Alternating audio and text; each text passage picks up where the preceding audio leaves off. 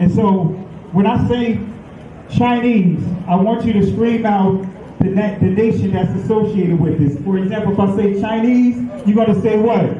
China! All right, let's say it with authority. When I say Chinese, you say what? China! All right, that's just a test right there. So here we go. Chinese. China! Russian. Russia! Italian. Italy! German. Germany! Swedish. Sweden! Korean. Korea! Egyptian. Egypt! Nigerian. Nigeria! Black. Exactly. Nothing. Tell him, Pastor. Tell him, Pastor. Black, nothing. I hope you were able to successfully identify the issue. The lion won't sleep tonight, 'cause we woke now, and we woke now. I said the lion won't sleep tonight, 'cause we woke now, and we woke now. They want us to sell our souls to barter profit, like God's property. It's hard to market, so we steady to aim, keep your eyes on target. 'Cause when you got to drive, yeah, they'd rather you park it. But I don't valet, you ain't getting these keys. I'm keeping closed hands, I'm on bended knee. I'm just a reflection, dealing with 8 sections. Art mixed with life, you can feel the convection. Your lion won't sleep tonight, 'cause we woke now, and we woke now. I said the lion won't sleep tonight, 'cause we woke now, and we woke now. I said the You know, Candace Owens got in trouble some time ago. She said, you know, Hitler got the nationalism part right. Mm-hmm. You know, Hitler's nationalism ended up probably killing millions of people, both in war and through an extermination program of Jews who he felt were sort of tainting the national genetic pool and blood. Quote, if Hitler just wanted to make Germany great and have things run, well, okay, fine. The problem is he had dreams outside of Germany. He wanted to globalize. He wanted everyone to be German. So, and I should just say, for those people who don't know the most rudimentary history of the arguably the greatest conflict we've had in the planet's history.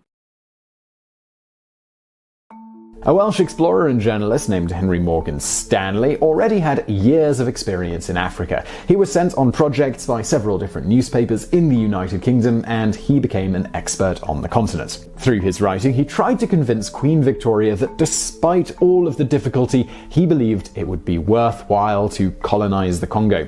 His suggestions never made any impact until King Leopold II found his work. In 1879, the king sent him on a mission to colonize the Congo. Henry Morton Stanley used parlor tricks to convince the African tribal chiefs that white men were invincible. He used a battery-powered contraption to make his grip so strong that Congolese men almost collapsed from a single handshake. Stanley claims that white men could rip a tree out of the ground with their bare hands. He also held a magnifying glass in the sunlight and used the sun's rays to light a cigar, claiming that white men had power over the sun.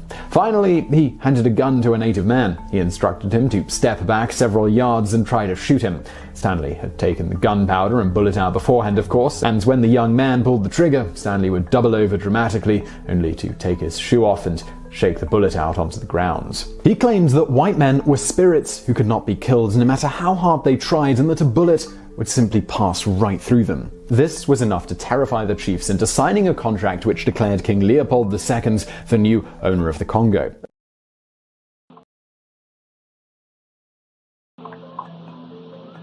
White Nazis, not in Germany, right here in New York City, up there burning crosses.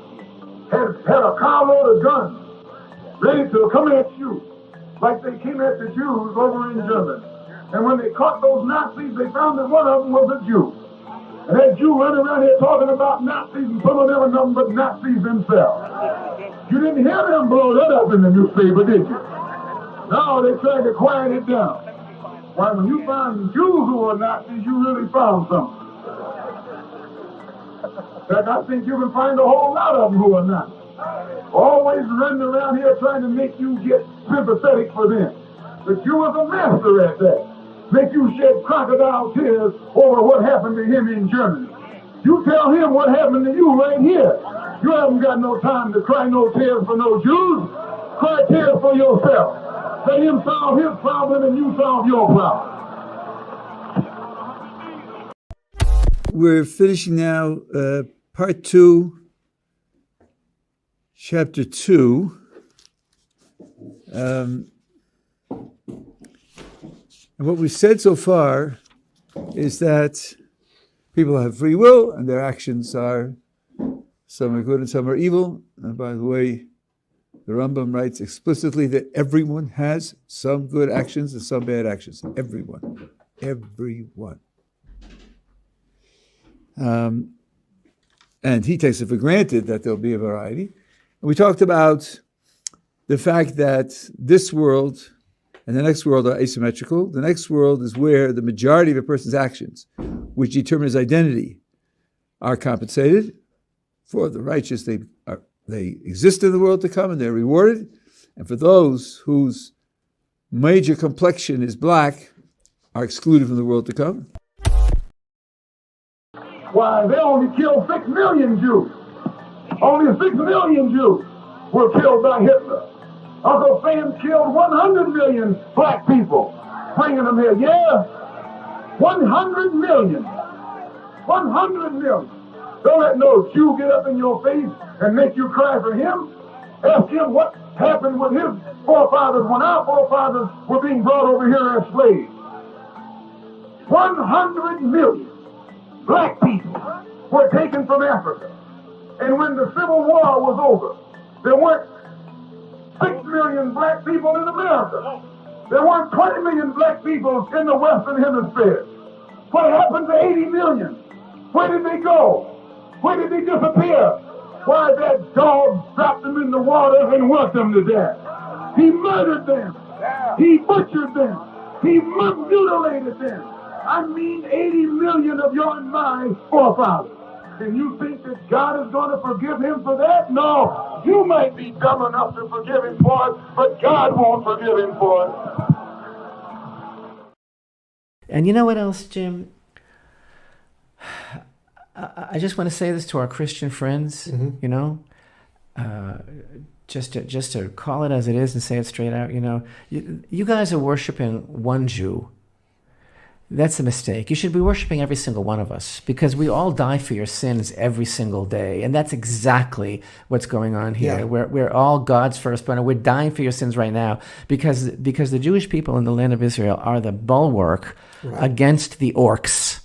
Mm-hmm. Okay? The orcs are coming not to a theater near you, but to your home.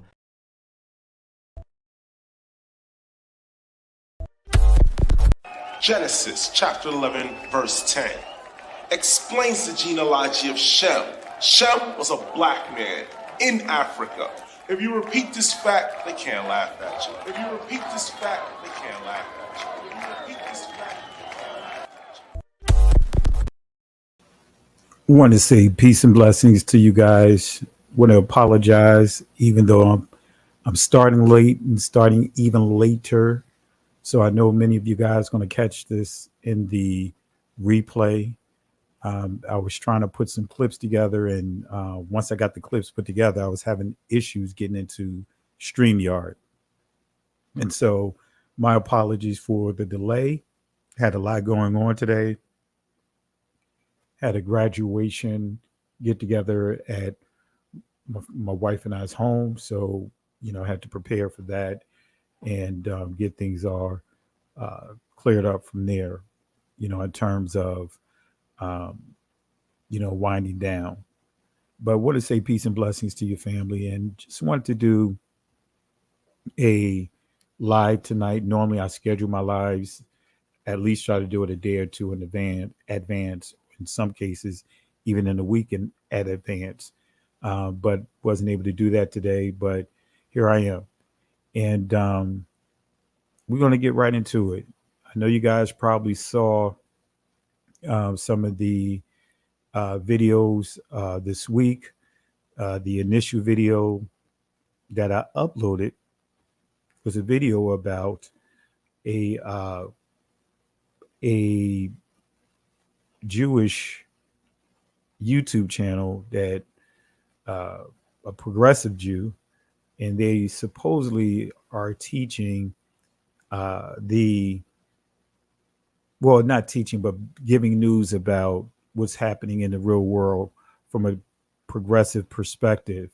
And, they had in one of the episodes that caught me not by surprise, but I was just so happened to look at and view because try to pay attention to what's happening in those spaces. This progressive group called Candace Owens stupid, says she was very stupid because they tried to take something that already died down. And you guys already saw the clips on that. They tried to take a discussion that she had already gave answer to a few months ago. And then they tried to, a week ago, try to get it circulating again, about her using the reference of Hitler, as she was explaining and answering a question about nationalism. See, that's the playbook, the way things are going right now. You guys saw some of the previous videos I've uploaded by Kim Iverson and others. That community can talk about everyone else, but you cannot critique that community. They're making it so you can't even critique that community. You critique that community, anti-Semitism. But they can talk about our community. They can talk about others' community. They have a way with trying to make everyone sympathize for their community, especially our community. So I uploaded a video earlier this week, actually a couple of days ago, with him calling Candace Owens stupid or very stupid. And so I took the video down because normally I like to put clips in between to try to explain or give you guys history. See, family, when I upload video clips, right, you may hear whomever I'm focusing on state something, but then I'll follow up certain things with actual facts and truths to make sure that you guys are getting the actual truth.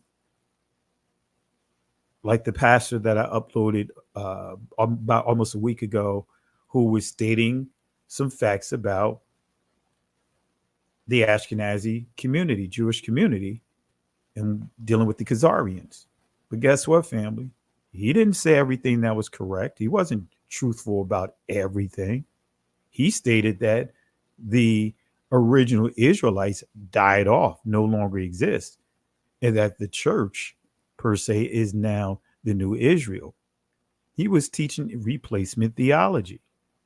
But I saw some people just posting in like he gave an awesome message. No, I post that so that way you can hear what is being said in other communities that makes every attempt to try to paint, build this straw man and try to apply that straw man to our community, for example, or stating that our community, right, those that know who they are, use Revelation 2:9 and 3:9 as a means of saying that they are not the people. You guys probably noticed you've never seen me make reference with Revelation 2:9 and 3:9. I stay away from that. Why? Because I don't need that to prove who's the real people and who's not the real people. And it's not because of them. It's because there's so many sources that I can pull from, which I have already done.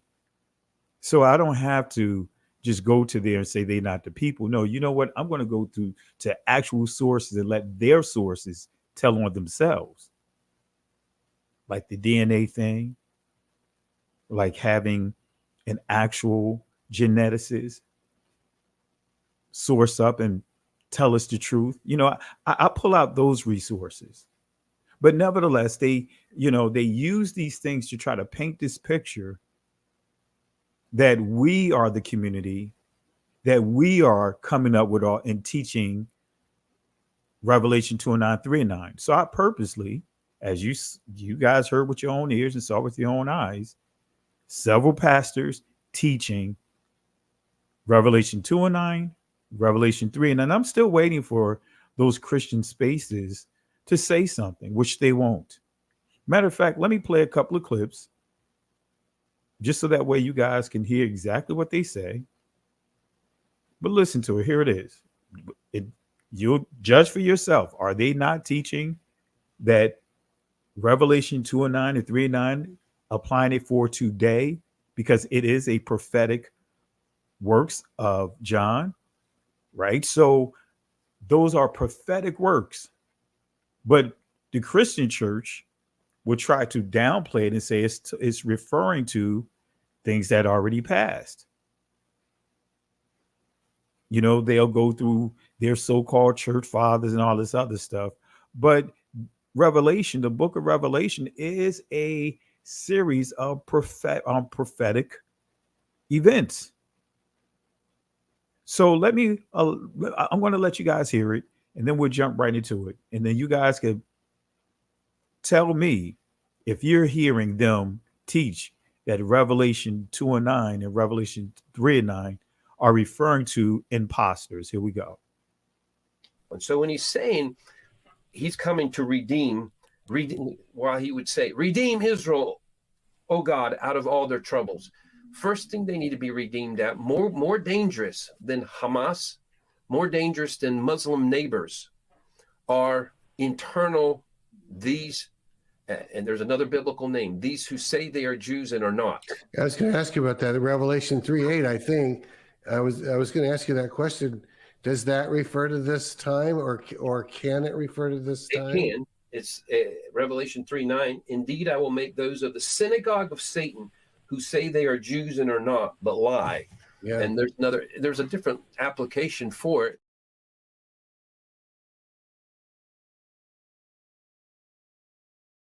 But we understand this is really there's a practical storyline I've shared before on a program maybe a year ago, I don't know, about the Khazarian mafia and the Khazarian Jews, and I'll just say the briefest understanding of it and how this applies to them, because it's about 1,000 years ago. Really, these are almost like marauding tribes, not like tribes of the tribe of Israel, but they're based out of the Ukraine, ironically or not, based out of Kiev. And these were those that would go around, take new lands, and they were known, they had brought the Babylonian religion with them. They were doing cannibalism, human trafficking, no boundaries, sex interaction. They were so wicked that the story goes that he who led, I believe he was a czar of Russia, when he had won a battle against him, gave him an option. And in some way or another, this is a truth that they were told, again, 1,000 years ago, you must choose a religion. You all are worthless people. You're not training your kids into any kind of civility, reasonableness. And he gave them a choice of the three Abrahamic religions. So you heard these pastors, evangelical pastors, teach that the passages, Revelation 2 and 9, can be applied a different way. And they began to express what we already know, that what we've been teaching, but they've expressed the same things. But have you noticed, family? Crickets. No one's talking about them. It's like these guys that opposes our community try to look up, going to the scriptures, trying to find catechisms, little aha gotcha things, thinking that that's supposed to just shut down, which it doesn't. So again, I wanted to let you guys hear Malcom X. I'm going to play the whole thing, not tonight. I'm going to put a whole video together. And Malcom X I believe Malcom X really began to unpack a lot of lies as you heard in that clip. He's telling us how we supposed to approach things. He exposed a lot of things. That's why he was so dangerous. He would say the things that many was afraid to say, including many within the Nation of Islam. You guys already know the story. You know how the Nation of Islam was infiltrated and took out Malcolm X, which was unfortunate. We know. But it wasn't just all about the Nation of Islam. Others came together and they formed this crafty council to take out Malcolm X because Malcolm X was on to something that they wanted to make sure they knocked down quickly. Martin Luther King was on to something. See, if you guys remember Dr. Martin Luther King, excuse me, when you listen to his speeches in his latter years, like the last couple of years, Martin Luther King began to turn or shift a little bit, was more firm, and if you want to call it aggressive in his take. Like when he said, "We coming to get our check." He said he was coming to DC to get our check for our community. Listen to it. Listen to it.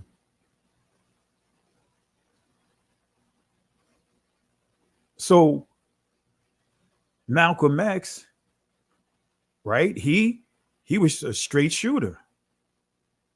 And he was just speaking truth. He was speaking what our community were thinking but scared to articulate.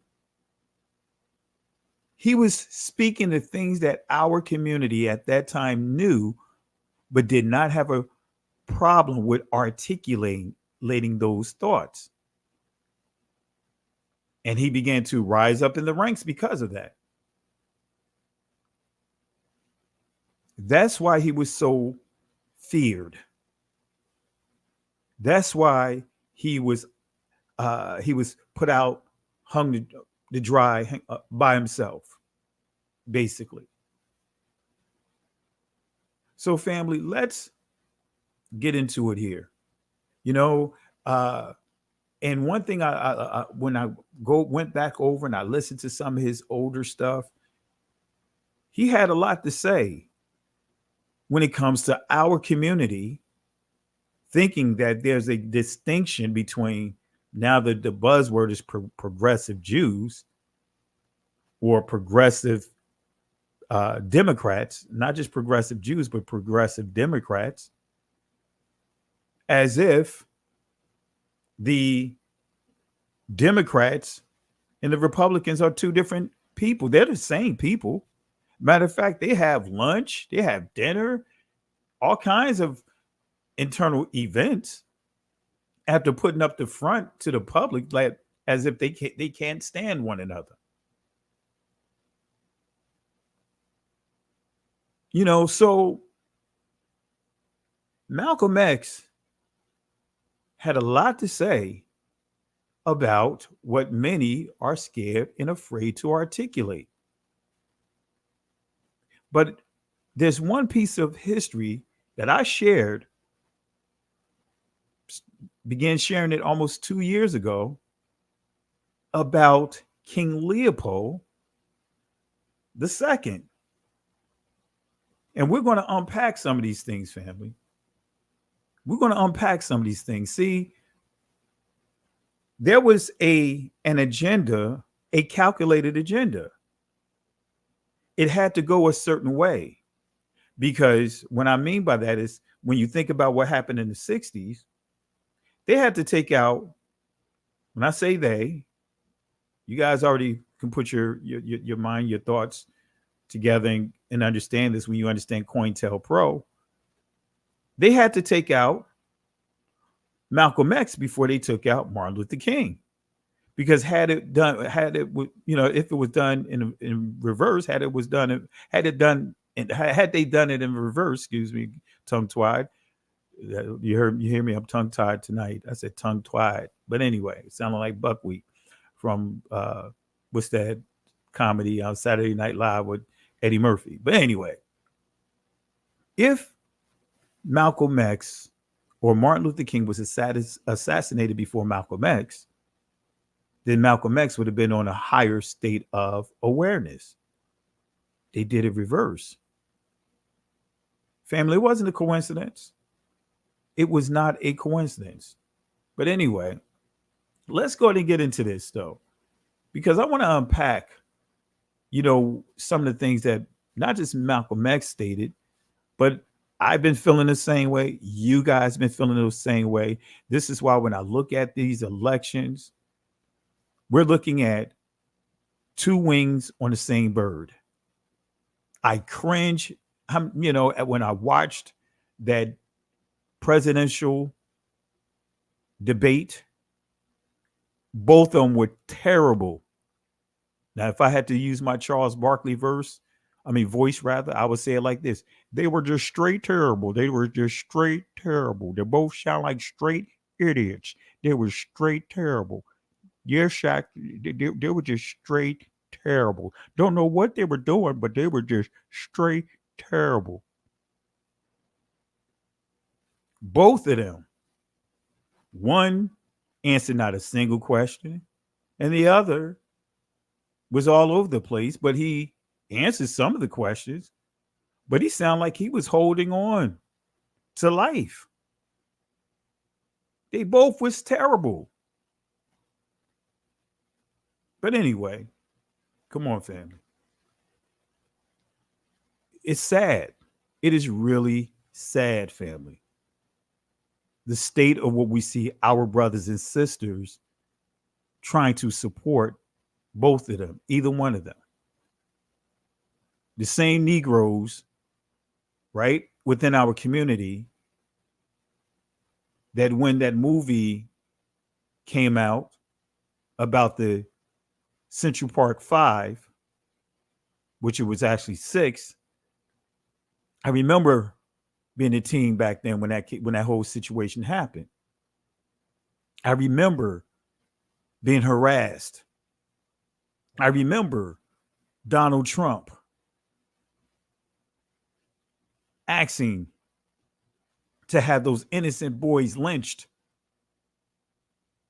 And even when the movie came out showing, even when the proof came out, he would not admit he was wrong nor offer up an apology. And yet our brothers and sisters are trying to rally behind him. Even with this Biden guy stating that you're not black per se if you don't vote for him. The same one who lied about his stance and his support of the civil rights movement. Both of them are racists who have no care for our community. And that's the point that Malcolm X drove home. All right, so let's get into it, family. Let's get into it because I don't want to take up too much of your time. And I know some of you guys are going to watch this in the replay. But let's get into it. Let's get into it. Let's stretch this out. Malcolm X, progressive Jew, the big lie. The big lie. Malcolm X stated this, right? This is one of his quotes.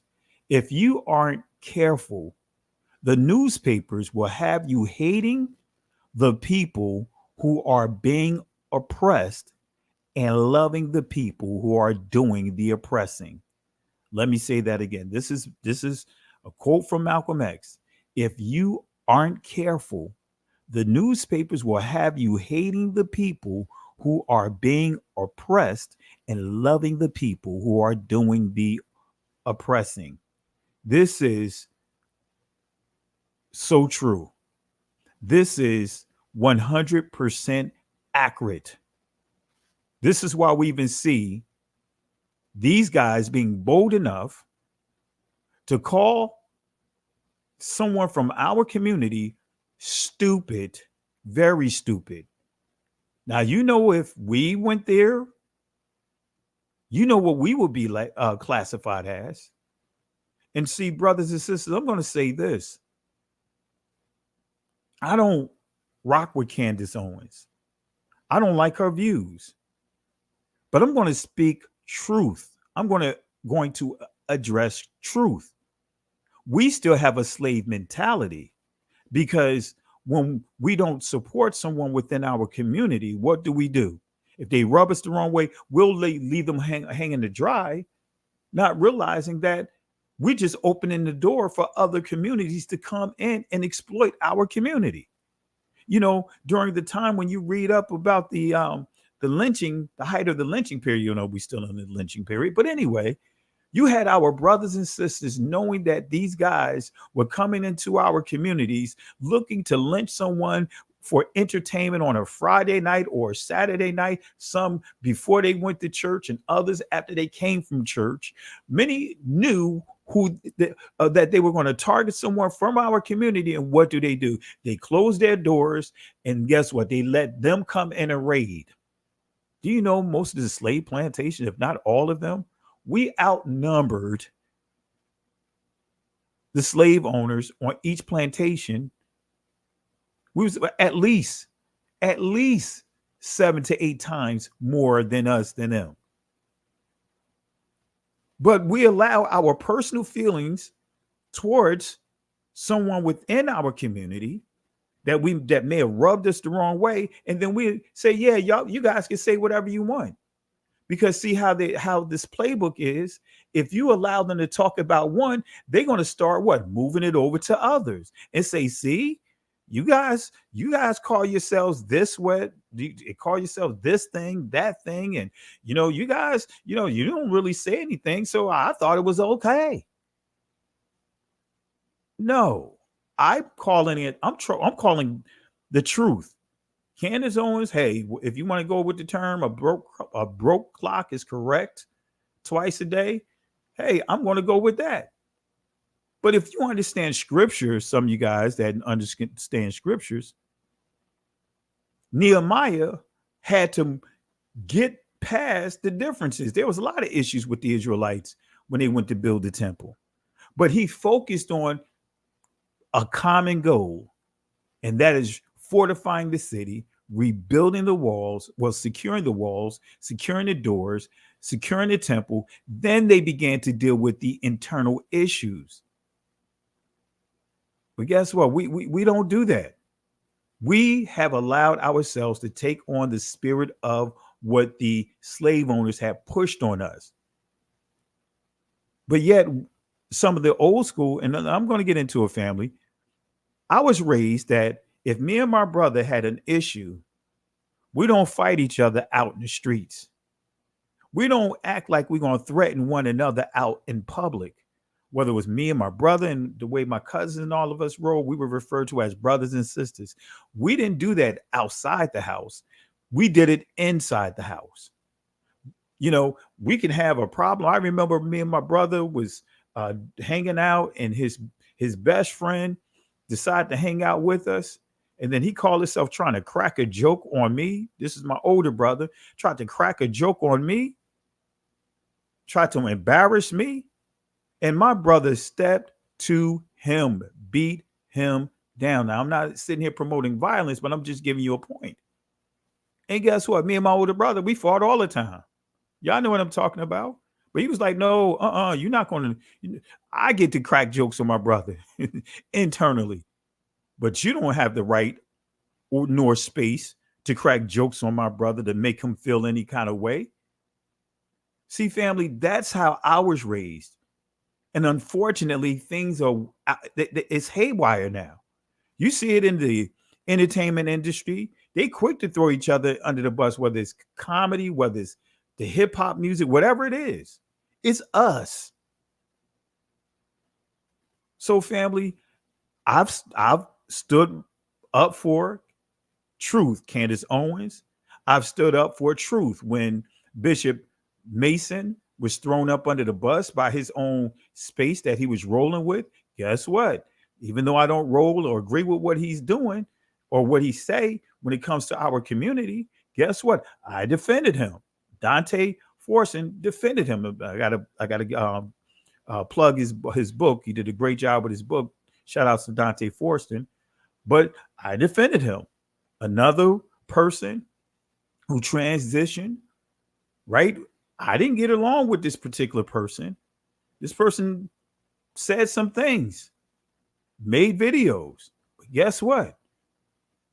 When that person got thrown under the bus by the group that she was rolling with, guess what? I empathized with her.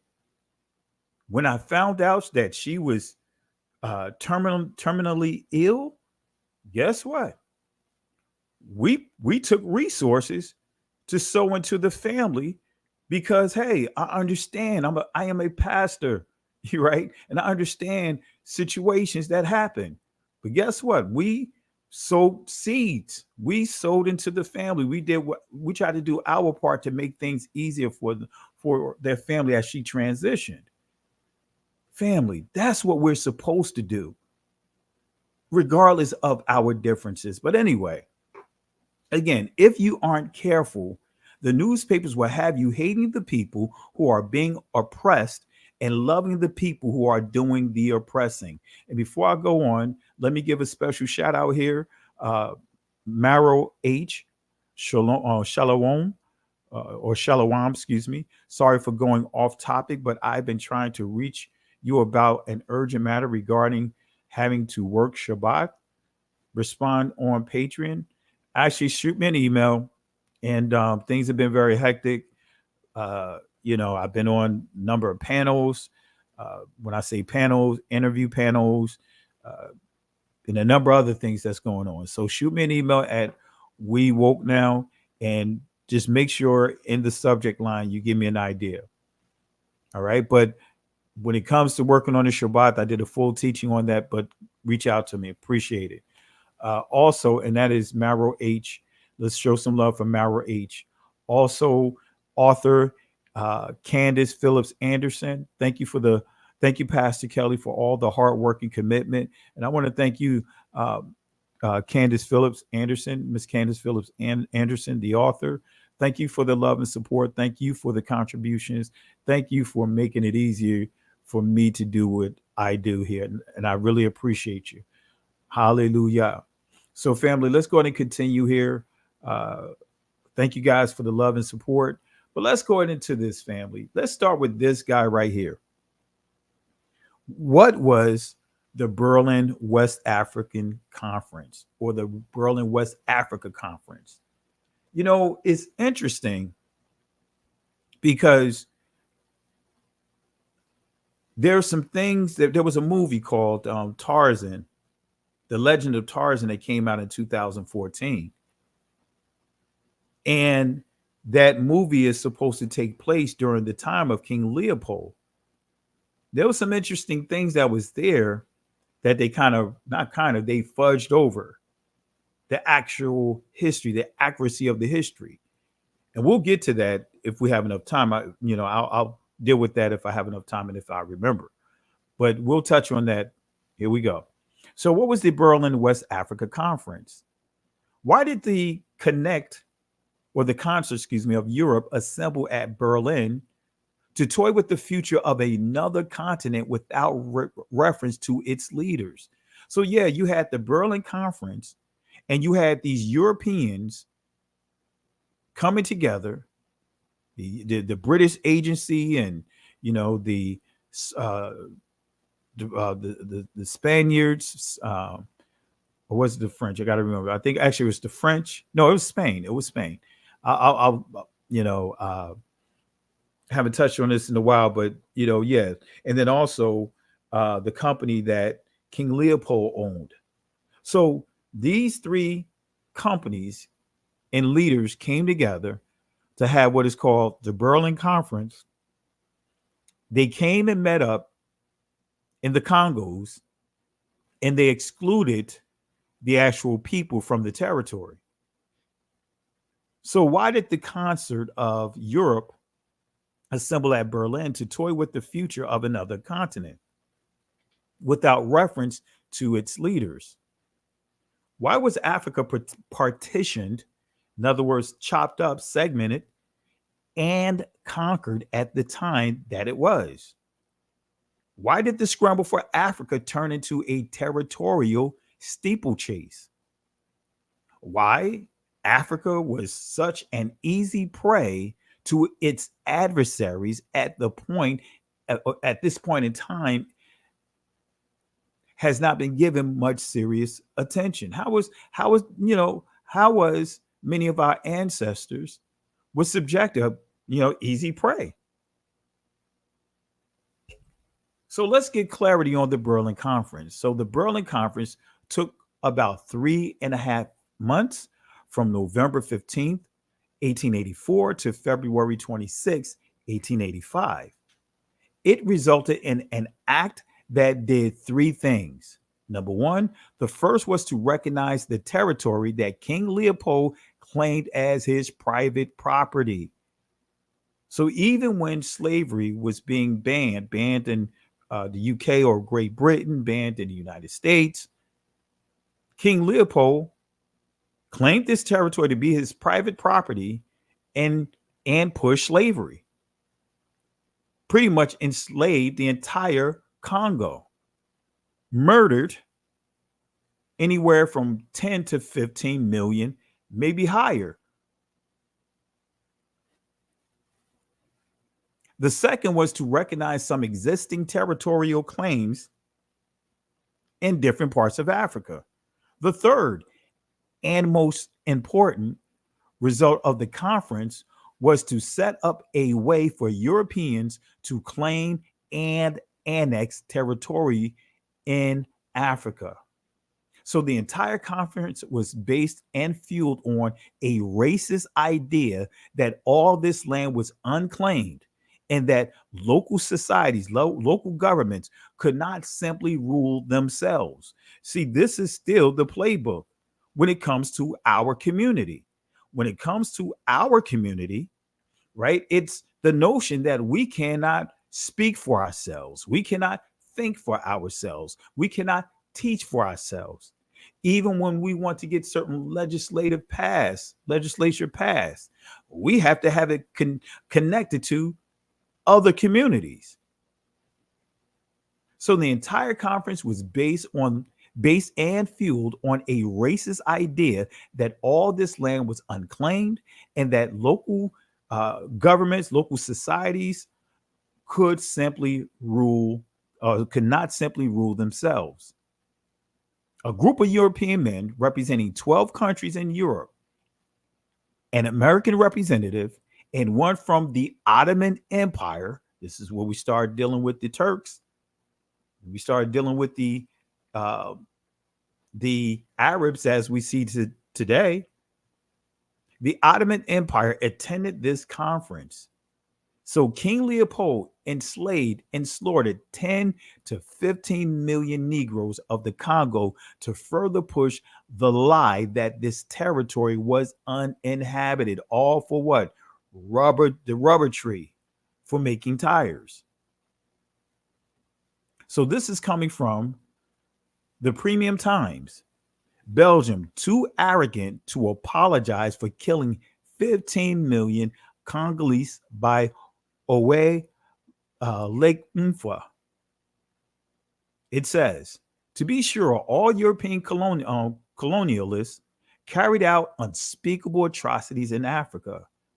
The first and most benumbing was the Belgian seizure of the DRC in 1885 by King Leopold II, the brother of King Philippe's great-grandfather, under whose rule 15 million Congolese were murdered. Family was so brutal one bullet, they'll have the men and women, whoever they want to kill, whomever they wanted to murder, they will have 4 and 5 line up, single filed, and make sure that their heads line up, and put a bullet to this put the gun to the center of the forehead, and then shoot to ensure that bullet goes straight through 5 to 6 people with one shot. They'll chop off hands. They'll burn down territories. They'll burn down villages. This is the brutality. that many of our people were subjected to. This is the highest known figure of genocide in world history. Actually, it was higher when we deal with the Transatlantic World War. That was higher than this.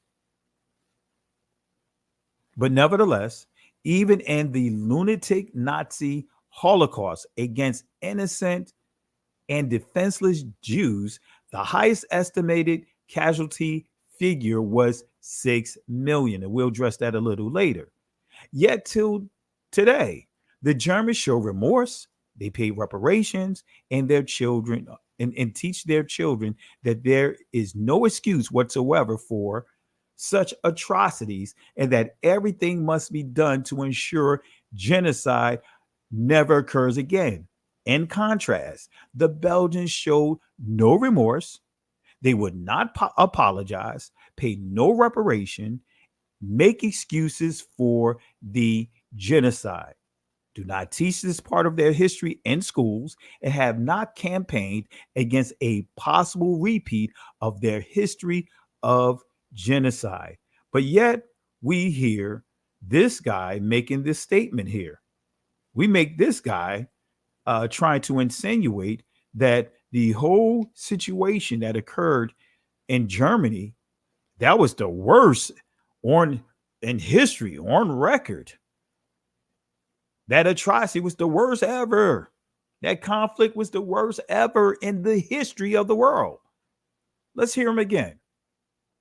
You know, Candace Owens got in trouble some time ago. She said, you know, Hitler got the nationalism part right. Mm-hmm. You know, Hitler's nationalism ended up probably killing millions of people, both in war and through an extermination program of Jews who he felt were sort of tainting the national genetic pool and blood. Quote, if Hitler just wanted to make Germany great and have things run, well, okay, fine.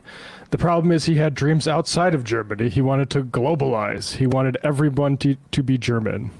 So, and I should just say, for those people who don't know the most rudimentary history of the arguably the greatest conflict we've had in the planet's history,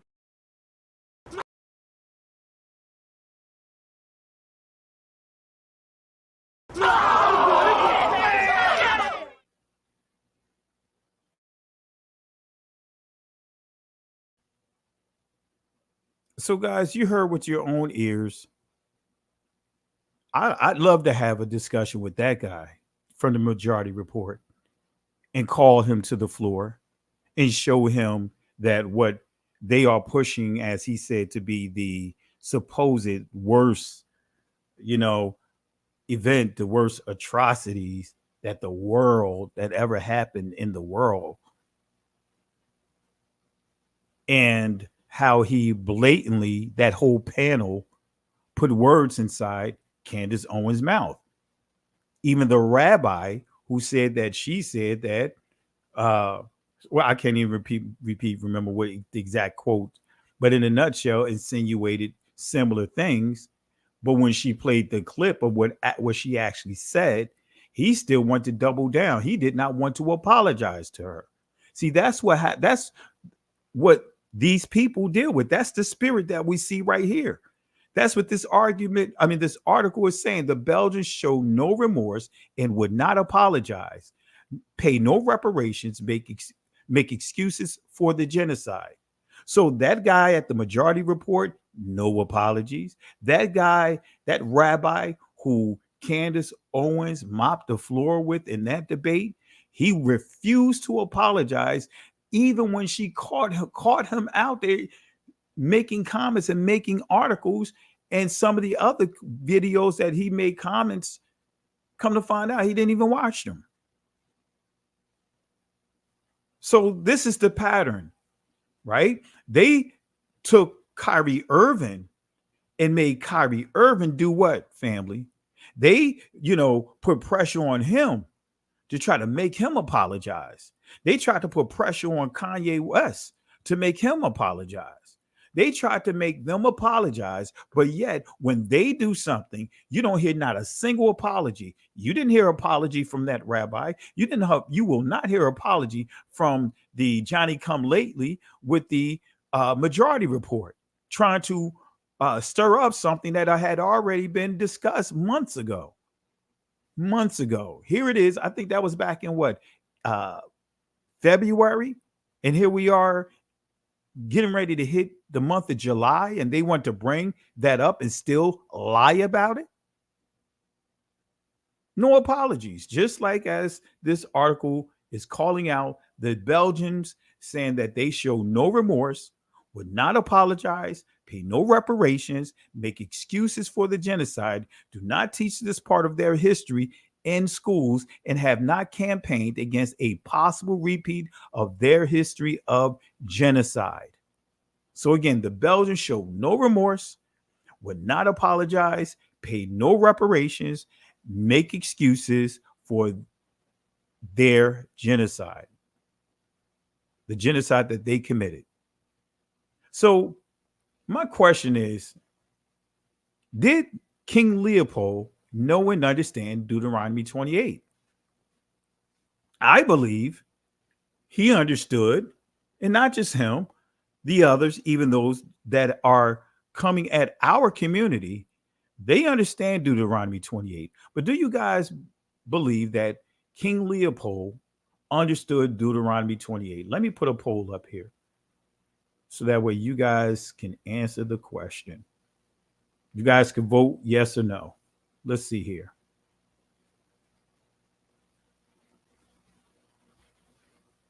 Let me go to another screen here. And family, if you see videos clipping and playing multiple times, that's just a sign that the StreamYard is clipping the videos. So it gives the impression on my end that the video is not playing or that it stopped, and I hit it again for it to play. So that's why you're seeing hiccups in the playbacks. So let's go ahead and go into this live here.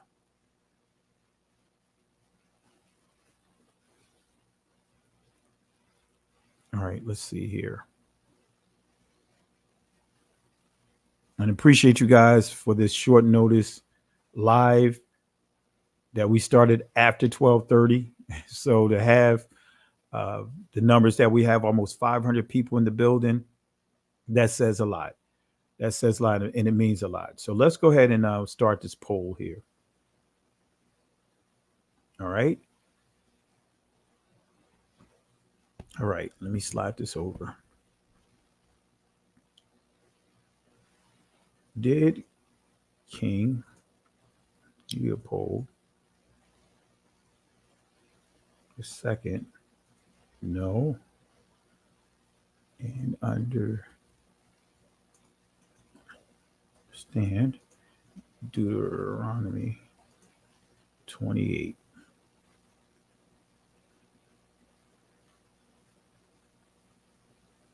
All right.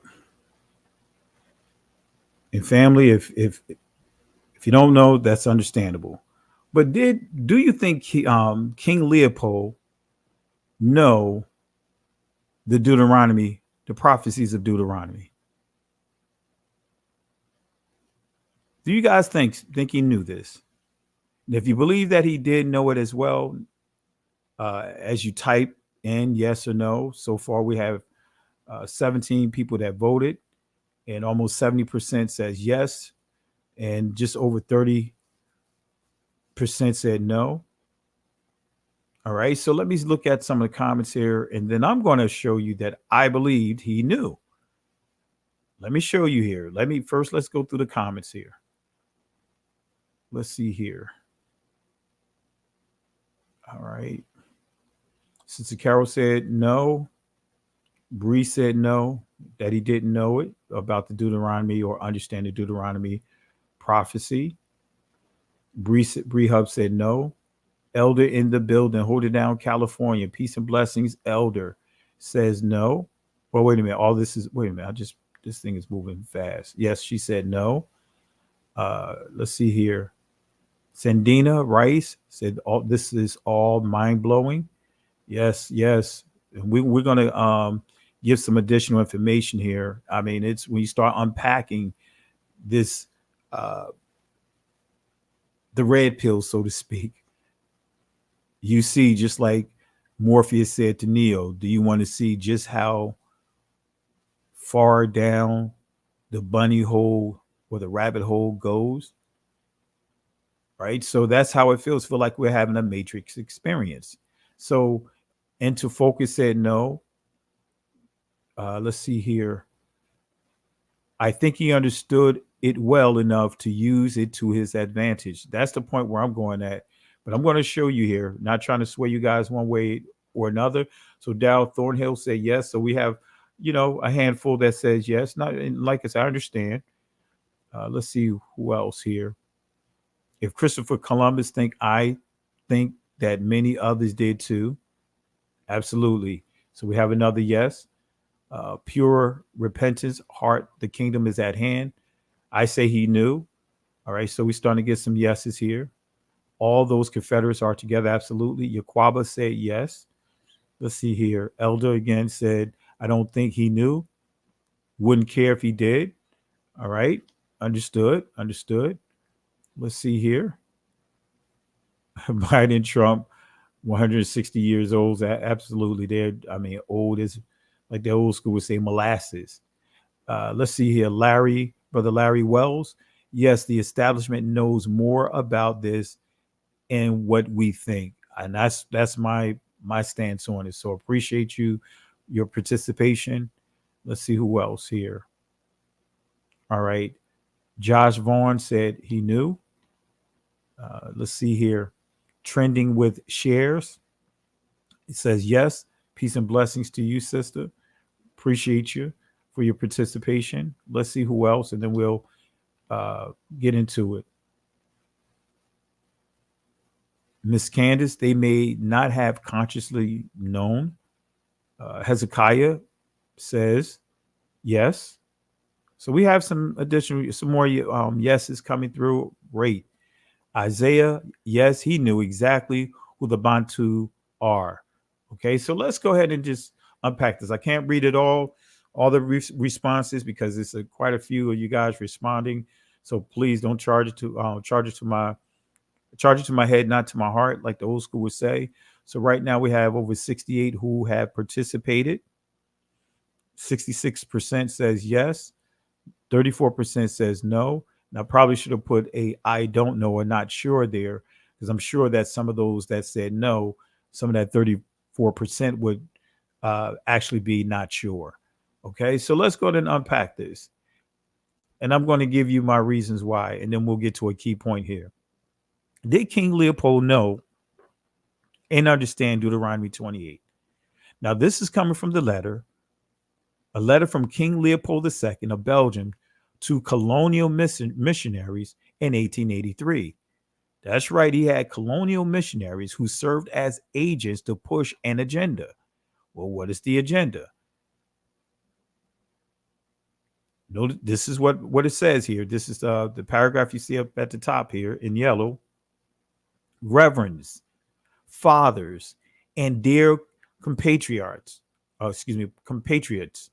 the task that is given to fulfill is very delicate and requires much tact. You will go certainly to evangelize, but your evangelization must inspire above all Belgium interests.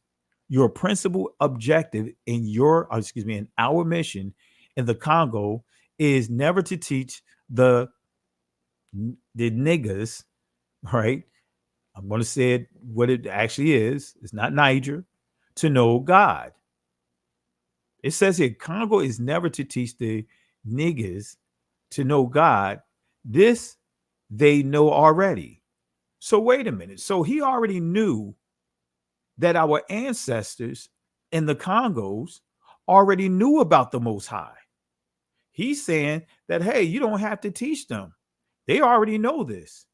Don't teach them about the Most High. Don't waste your breath trying to teach them about, here they say God.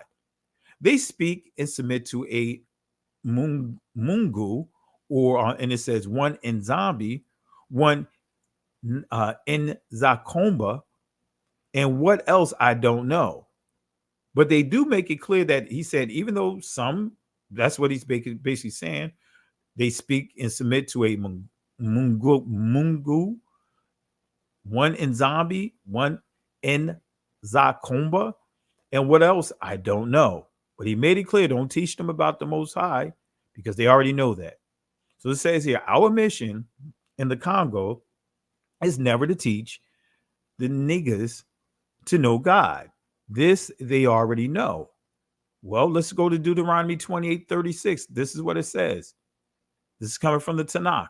Yahweh will drive you out, and the king you have set over you, to a nation unknown to you or your fathers, where you shall serve other Alahims, in other words, deities of wood and stone.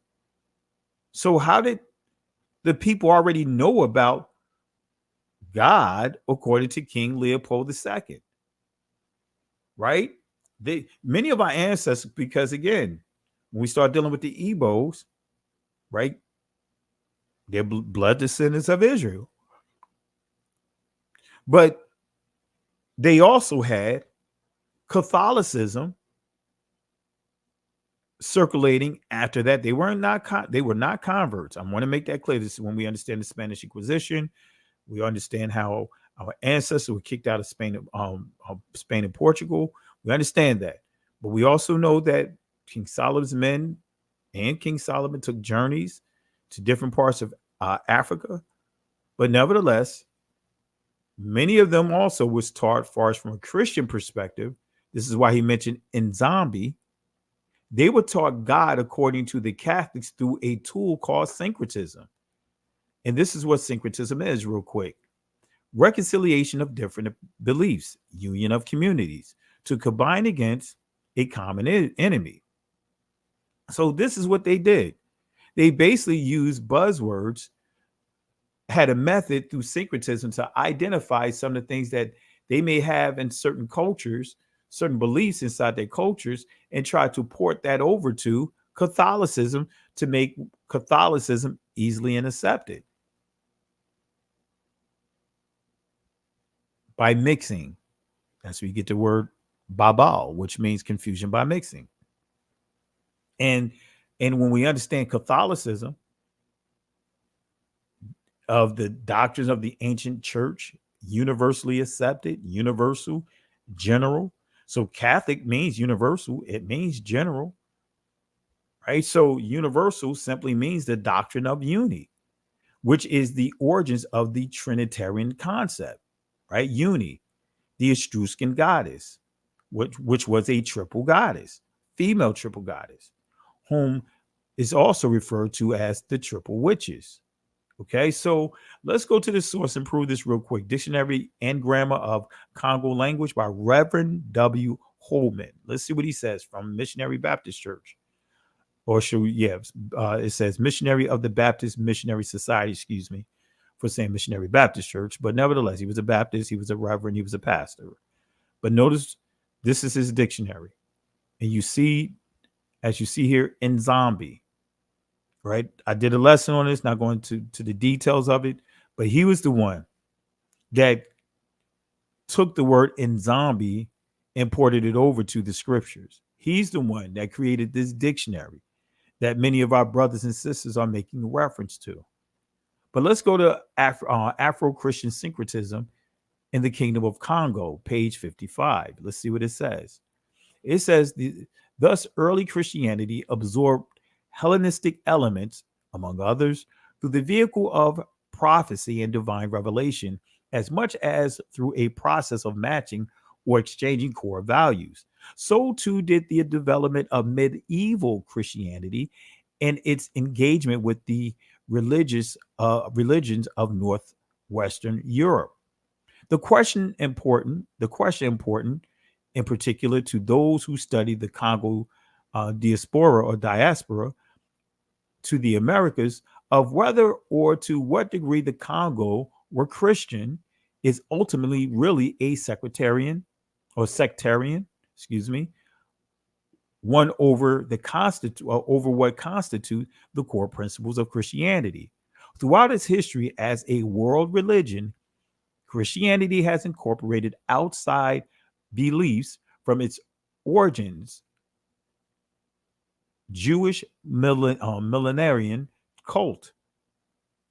Let me read that again. From its origins, Jewish millenarian cult, to its wedding with Greek philosophies, Roman state demands, Germanic customs, and so on. So this is saying how the Roman Catholicism just incorporated so many different cultures and beliefs into Catholicism. And you see it on display, right? That the Cleopatra needle that's right in the center, that's in the courts right at Vatican City, or Vatican, however you want to call it, country. That's an Egyptian item. It's called the Cleopatra pen or the Cleopatra needle. But nevertheless, the whole history of the church has involved syncretism of one or another sort, and fundamentalists in all eras have sought through through its original text to locate or relocate the original unsyncretized religion. So Nzambi Mpungu was never referred to as a high god until the usage of syncretism. I want to make sure you guys understand. Anyone that try to come to you and tell you Nzambi Mpungu is the most high, that's incorrect. And I have the receipts to prove it. Nzambi Mpungu was never referred to as a high deity until the usage of syncretism. And this is, and going back to King Leopold, because I don't want to get too much into that discussion. All right. But again, I proved it with sources, that what's the truth and what's not the truth. All right. And quick shout outs. I see another contribution here. This is from Trending with Shares. I want to say thank you, sister, for the love and support. And family, let's show our sister some love for the contribution tonight. Really appreciate you, my sister. Thank you for the love and support. All right. So let's continue, family. Let's continue. Actually, it looks like there's more here. Let me look here. Oh, man, my apologies, family. Let me just mention a few here. Eddie True Love, thank you for the love and support. All right. My apologies. Eddie True Love, thank you for the love and support. Israel Grace, thank you for the love and support. Sean Williams, thank you for the love and support. And of course, Elder holding it down in California. And matter of fact, my daughter is out there for school. So I have to reach out to you offline. Hallelujah. So I want to say Thawadah for all you do, Pastor Kelly. Thank you, Elder. Really appreciate the love and support coming from you. Really appreciate you, sister. And reach out to me offline because I want to work on getting you out here for one of our feast days. Hallelujah. All right, let's see here. Trending with Shares, Super Sticker, thank you again. Again, Arthur Candace Phillips Anderson, thank you for the love and support. And who else do we have here? Maro H, thank you for the love and support. Really appreciate all of you guys. And family, let's show them some love and show them some support. So let's go back to this letter. Let's go back to this letter of King Leopold. Let's go back to King Leopold's letter, his instructions within his letter, right? Notice what it says here. Your knowledge of the Gospels will allow you to find texts ordering and encouraging your followers to love poverty. Doesn't it sound like a lot of the mega ministries that's in our communities have our brothers and sisters embracing poverty while they make those ministries rich and wealthy? Your knowledge of the gospel will allow you to find texts ordering and encouraging your followers to love poverty, like happier are the poor because they will inherit the heaven. And it's very difficult for the rich to enter the kingdom of God. You see how they're manipulating the scripture, witchcraft? You have to detach from them and make them disrespect everything which gives courage to affront us. So use the word to make them docile, to use the word to create contradictory behavior, to use the word to create what is called Stockholm syndrome. I make reference to their mystic system and their and their war fetish, war protection, which they pretend not to want to abandon. And you must do everything in your power to make it disappear. Like love your enemies. That's another passage that have so many within our community scared to say something about the oppressor, always looking for a space to say you love them when they done murdered our brothers and sisters, enslaved our ancestors, have us in this position that we are in. And yet many of us have been convinced that when Christ say love your enemy, that he's referring to our oppressors, like he was referring to the Roman government, like he's referring to the Greeks. No. Read Leviticus chapter 18 and understand when you see enemy in the text, it simply means brothers and sisters that are part of another tribe. But anyway, so getting back to this letter, he said, which they pretend to want to abandon, and you must do everything in your power to make it disappear. So again, your knowledge of the Gospels will allow you to find texts ordering and encouraging your followers to love poverty. Sound like they doing the playbook with the slave Bible, right?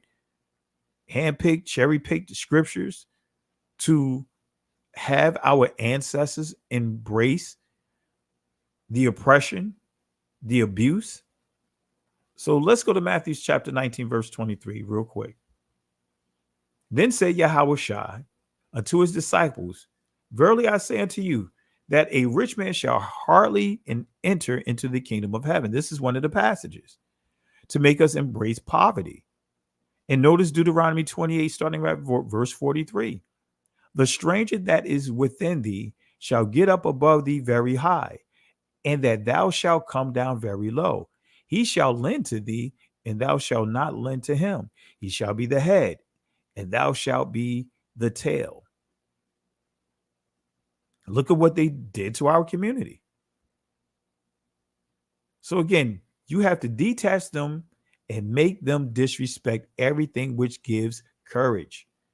Deuteronomy 28:29. Look at here. And thou shalt group at noonday as the blind gropeth in darkness. And thou shalt not prosper in thy ways. And thou shalt be only oppressed and spoiled evermore, and no man shall save you. That's right. Look at here. He want to make sure we have what? A poverty-stricken mentality. He wants to make sure, like how we see today, that doctrine, that theology of orphans. You know, how many of you guys heard of the orphan doctrine?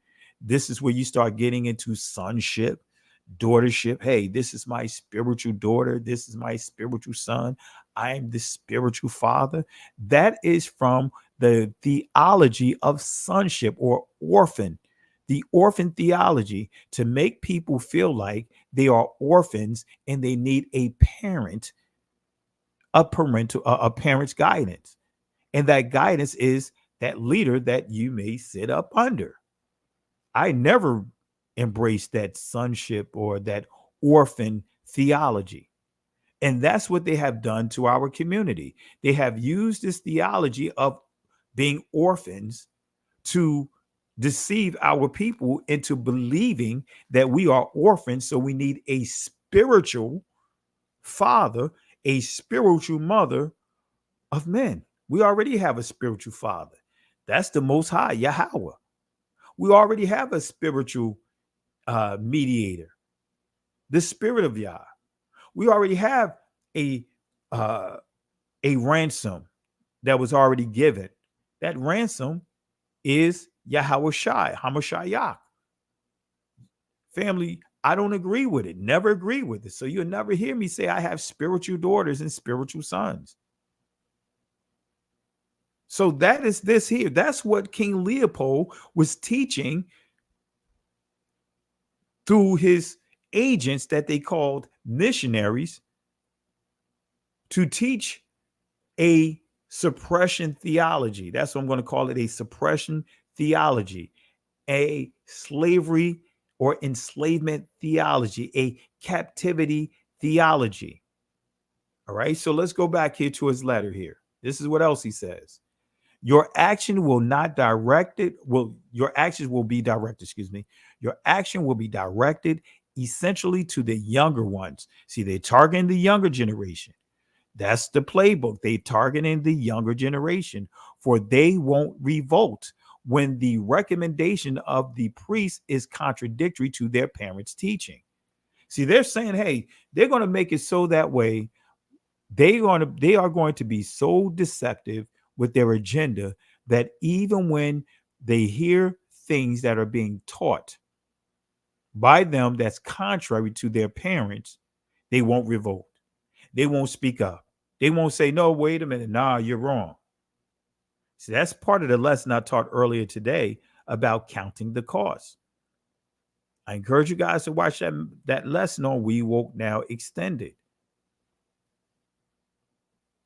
This is also tying into when I gave clarity on the parable of the sower, the multitude, right? But anyway, the children have to learn to obey what the missionary recommends. Come on, family. Now they're making the missionary, they placing the missionary into a position that they are more respected than their actual own people, their own family, their own fathers, their own mothers. Come on, family. We see that inside the church today.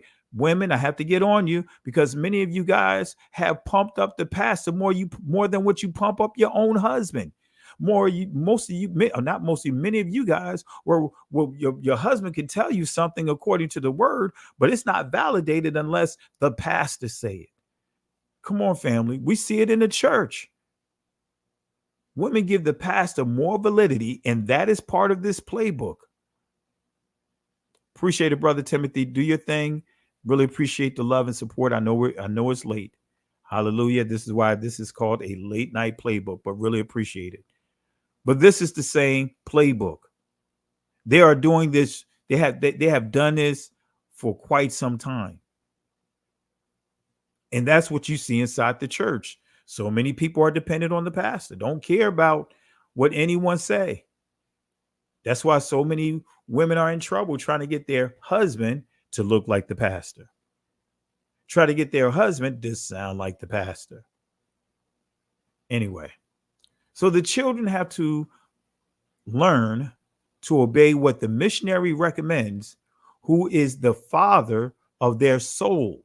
So the missionaries now is the father of their souls, not their biological father and mother. This is why Christ said, call no man what? Father.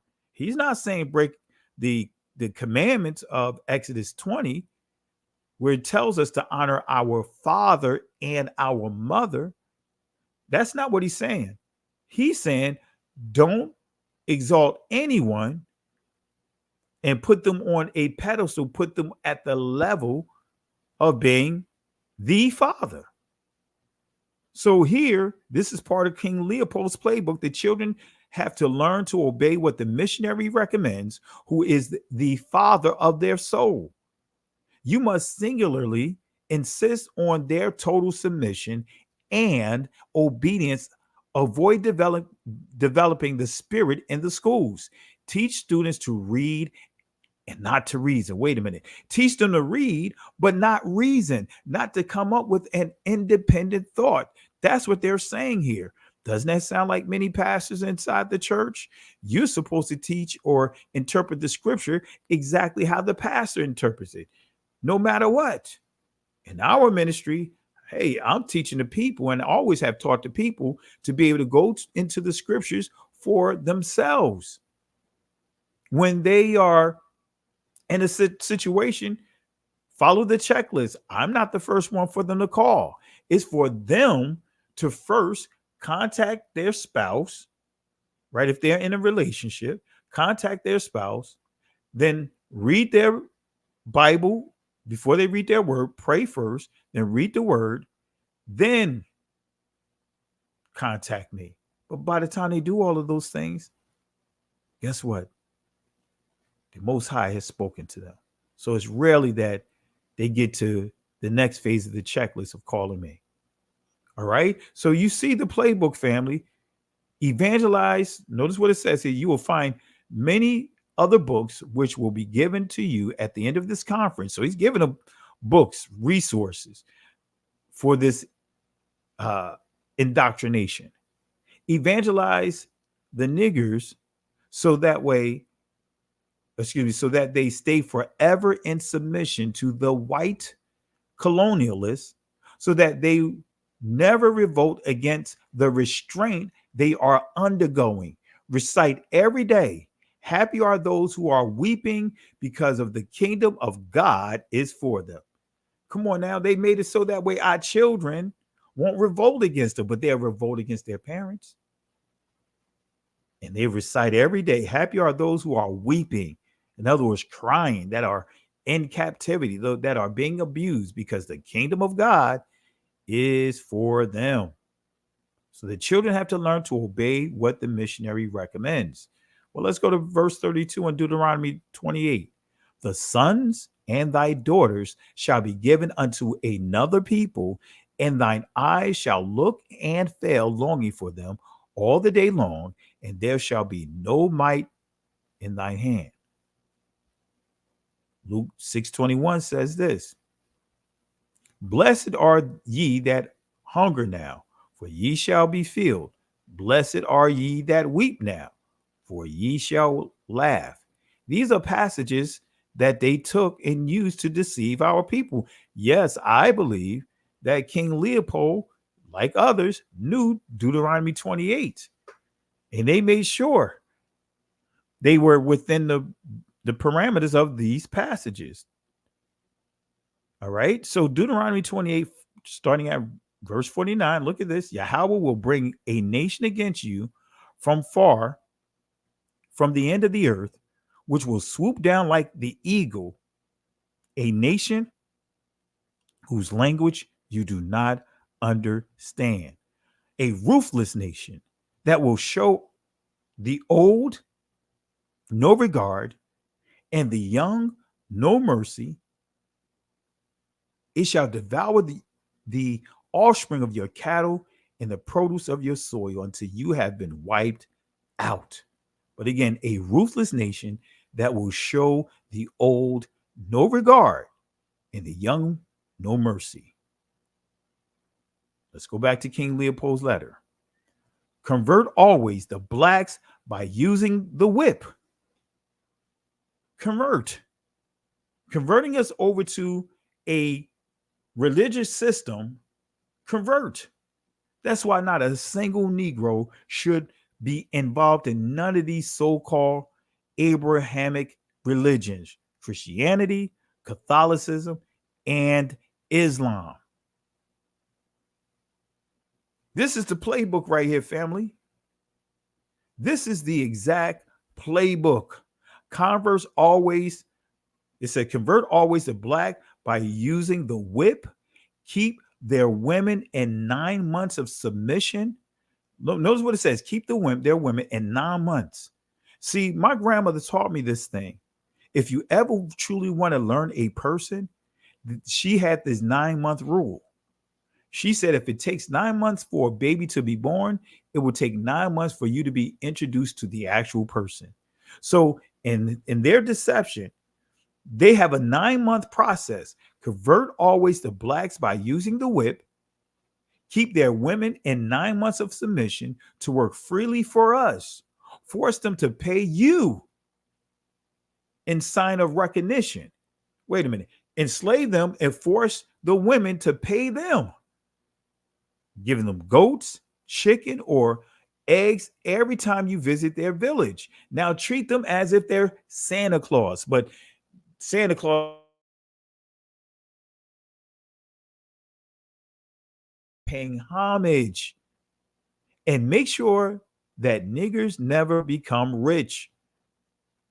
That's why they take that scripture. The poor you'll have with you always. Sing every day that it's impossible for the rich to enter heaven. Make them pay tax each week at Sunday Mass. So they take the tithe to make into what? A tax. Use the money supposed for the poor to build flourishing business centers.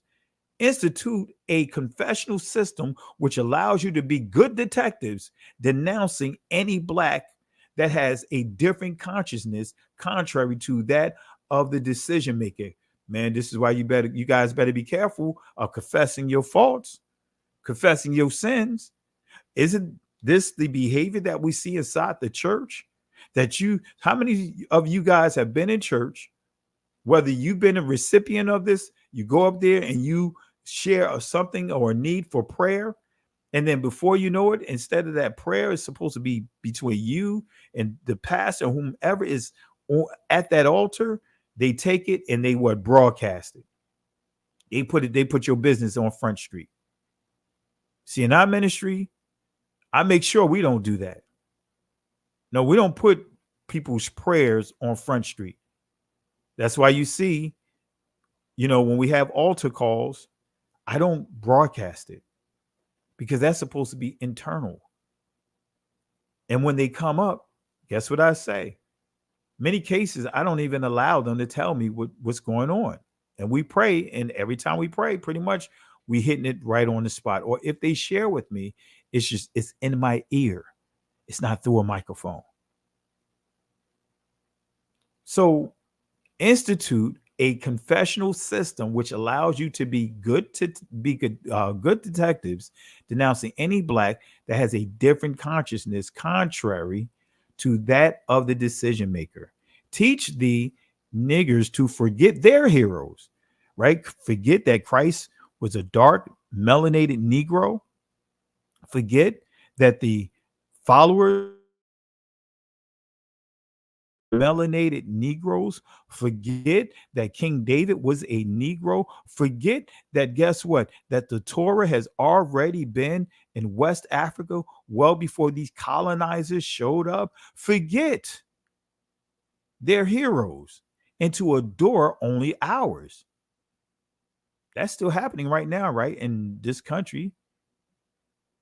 They have us memorizing the most powerful position in this country who are slave owners.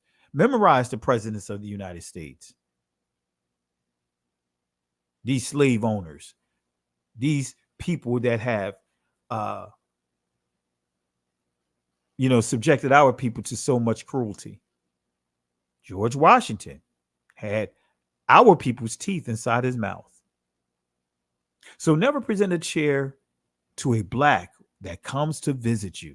Notice what it says. Never present a chair to a black that comes to visit you. Don't give him more than one cigarette.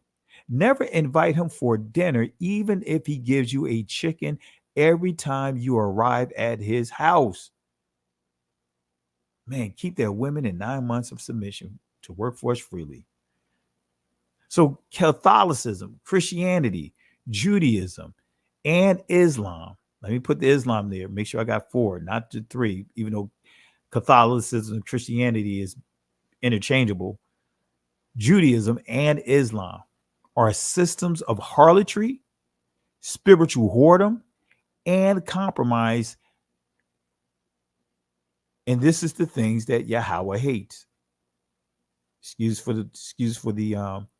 me for the typo here. So this is another interesting fact. This is what I began to bring up years ago about King Leopold. See, this is why I would love to talk to this guy from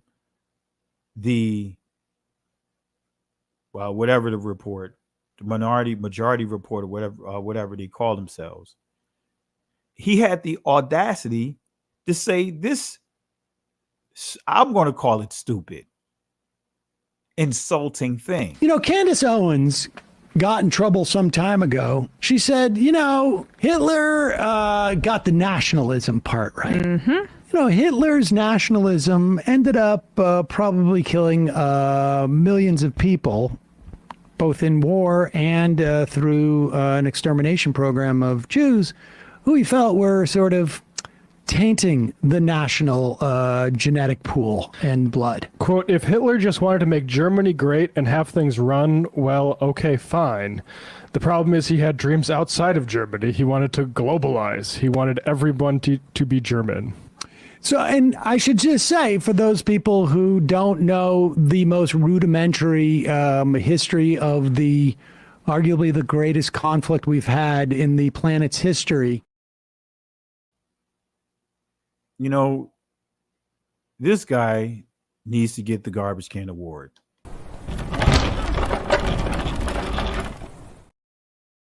He also needs to get the 3-piece. He needs the 3-piece. I have to give him the 3-piece. Let's give him the 3-piece, family.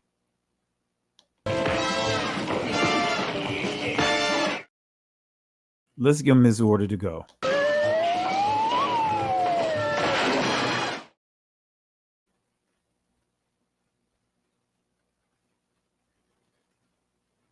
Give him his order to go.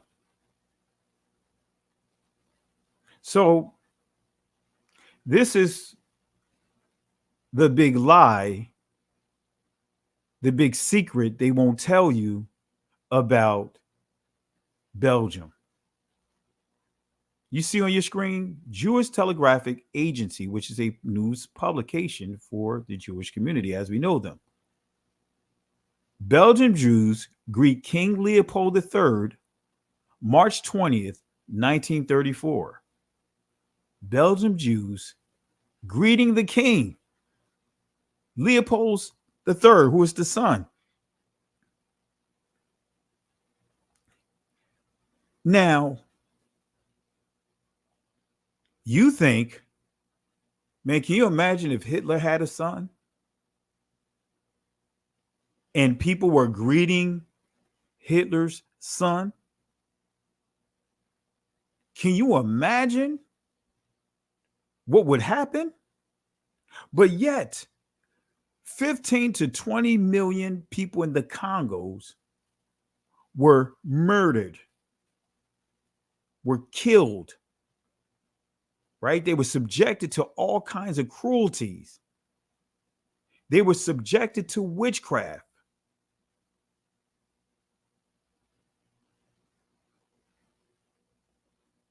But yet, not a peep. Come on, Majority Report. Where are you? Let's see if you talk about this. You won't. Let's talk about how your community celebrated the son of the Hitlers of the Congo, the Hitlers of the Negro community.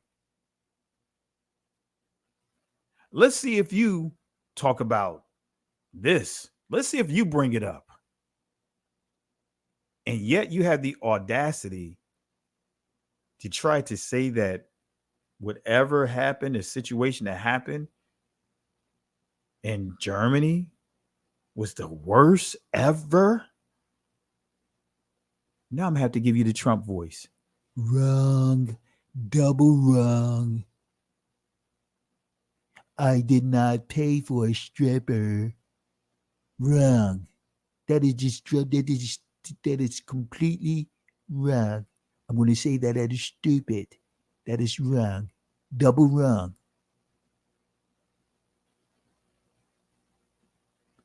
Come on, family. Y'all got me doing my impersonations out here tonight. So let's bring it out. Let's bring it out. Let's see if we can get this guy to speak against this here. Let's see if these Belgian Israelites, not Israelites, Jews or Ashkenazis, let's see if they offer any type of apology. They won't. But we see that they're celebrating the son who would be the Hitler of the Congos. Actually, he was worse. Why? Because I want to say he was even worse than Hitler. Look at what he did. Look at how many people he killed. They all are bad. I'm just going to make it clear. And I want to make this clear. Even the President Truman said the Ashkenazi Jewish community as we know them, said that they are worse than Hitler, said that they are worse than Stalin. And that is a notation to us, something that he noted inside of his diary. So that's not something I'm making up. Even the President of the United States said those things. He said, give an underdog power, and they forget that they at one time was an underdog. But anyway, King Leopold II, the young Belgian monarch, today received a Jewish deputation consisting of the chief rabbi of Belgium, Dr. Joseph Wiener, and representatives of the Jewish consistory. The deputation congratulated the king on his having ascended the throne of Belgium. The king thanked the delegation and the Jews of Belgium for their loyalty to him. Excuse me for hitting this too quick. Come on, family. Come on, family. I got to do some more digging into King Leopold because this says a lot. It's so much to unpack here inside this text. So much to unpack here. So many lies. Do you guys agree? Do you guys agree? There's so many lies.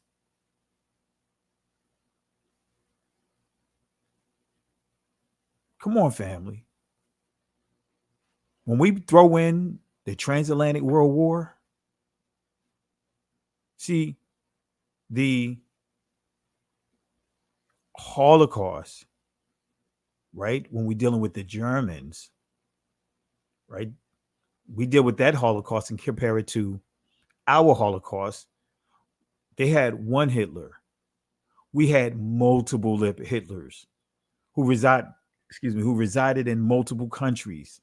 They were bloodthirsty, as the scripture prophesies. They were doing all kinds of crazy stuff. We had multiple Hitlers, not one Hitler, not two Hitlers. We had multiple Hitlers, as Malcom X highlighted. Let's hear what Malcom X had to say. This is why Malcom X said this right here. Let's see what Malcom X said here. Let's see what he says. Let's bring up the words of Malcom X. He tried to warn his family, but let's see what he says. Why, they only killed 6 million Jews. Only 6 million Jews were killed by Hitler. Uncle Sam killed 100 million black people, bringing them here. Yeah, 100 million. 100 million. Don't let no Jew get up in your face and make you cry for him. Ask him what happened with his forefathers when our forefathers were being brought over here as slaves. 100 million black people were taken from Africa.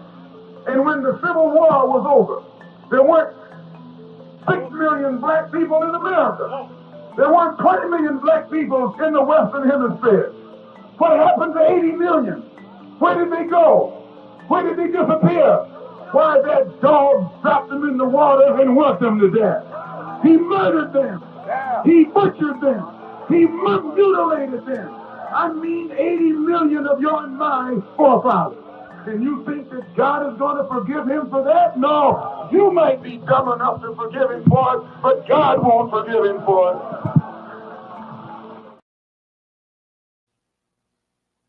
Family, he was on fire. He was on fire. Make me think about the old Go-Go song. It's on fire tonight. Y'all know what I'm talking about if you're from the Baltimore, D.C. area. But he spoke nothing but the truth. See, we are programmed to have sympathy for everyone else's atrocities. This is why you have our people being programmed by the church.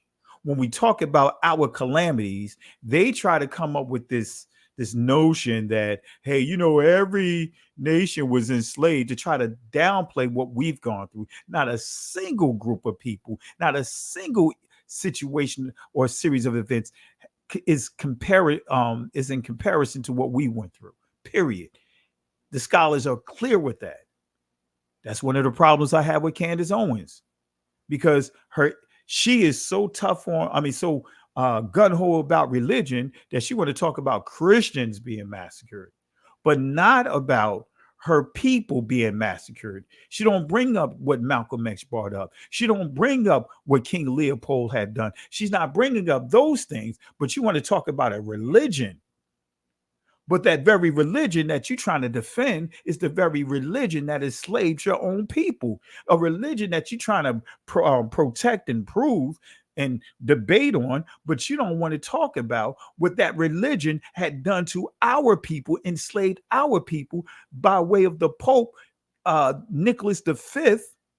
Pope Nicholas V, who answered, or should I say, signed and enacted when he signed the papal bull declaring war, the articles of war on our community, even though he knew that we were not a threat. That's right, y'all, son. They threw her uncle under the bus. Now, her uncle, it was her grandfather, I believe, right? Wasn't it? Her grandfather, who was a sharecropper.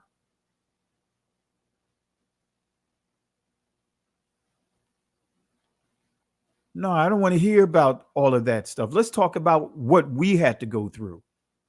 Let's talk about the very communities that you're trying to protect, these religions that you're trying to protect. Let's talk about what the religions had done. Man, I'm gonna have to pull the dust off of some of the lessons that I kind of have not talked about in a while. And you guys that have been following me for a while, you know, I'll go in showing you what the church has done, showing you what the Roman Catholic Church has done with signing those edicts, signing that papal bull, and declaring and applying the rules of war to our ancestors in West Africa. Come on, family.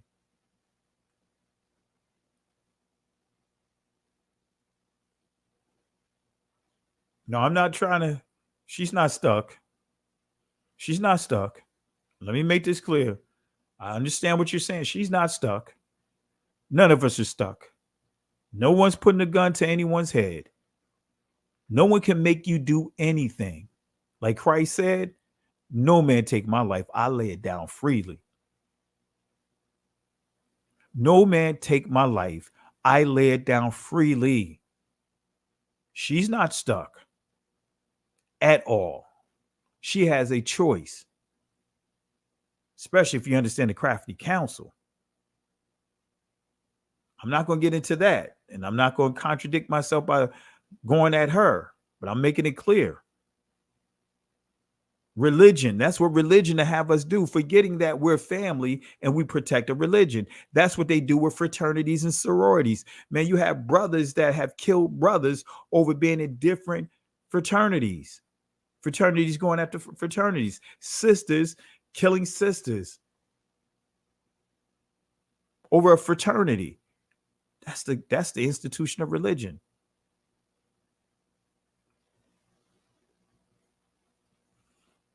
Let me do a couple of things since I said it here. I got to bring it up here. If I mention it, I gotta bring it up. I gotta pull it up. Let me see here.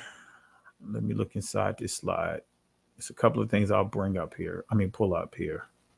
Got to show and prove.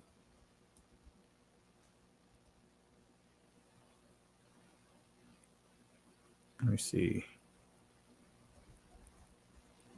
It's not in this one. Let's go to another one. Let me see here.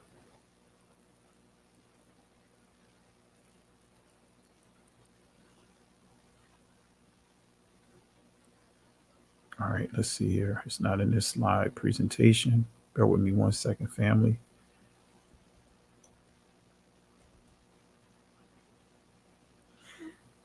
let's pull up. Let me put Truman in here. All right. Real quick. Let's see what Truman had to say. I got to show receipts.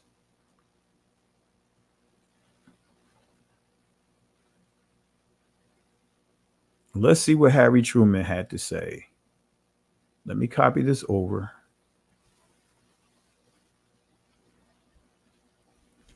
All right. Let's see what Harry Truman had to say. It's been a long time. Like Rakim, it's been a long time. All right, let me pull this over. And let me close this. Let me get down here.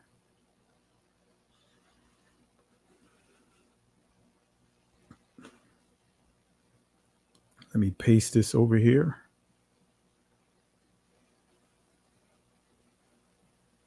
And then we'll play another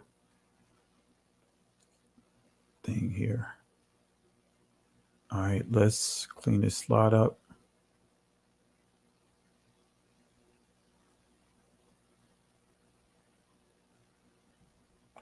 Come on, fam. Come on. Let me clean this up.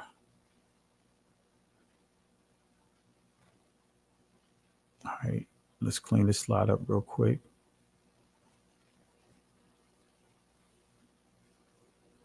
All right.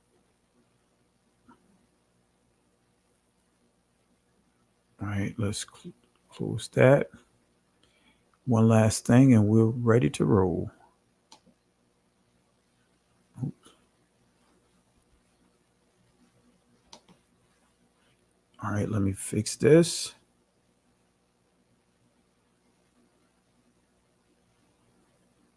All right, so this is coming from Harry Truman. Let's see what Harry Truman had to say. All right, let me put this out. Let's see what Truman had to say about this group of people. He made a quote, "Yet when the Jews have power, physical, financial, or political, neither Hitler nor Stalin has anything on them for cruelty." Let's prove this. This is coming from the library. This is from Truman's diary, as you see here. And I believe they're making it hard for you to even get to this here now. This is Harry Truman, 1947, July 21st. Right? Let's see what he says. And this is what I'm reading here. He says, "I find the Jews are very selfish." Or matter of fact, let me say it like, let me not misquote them. "The Jews I find are very, very selfish. They care not how many Estonians, Latvians, Finns, Poles, Yugoslavs, or Greeks get murdered or mistreated as displaced persons, as long as the Jews get special treatment. Yet when they have power, physical, financial, or political, neither Hitler nor Stalin has anything on them for cruelty or mistreatment to the underdog." That's Truman. He said neither Hitler nor Stalin has anything on them. So he's saying that they're worse. Put an underdog on top, and it makes no difference whether his name is Russian, Jewish, and he said a few other things. Let me see.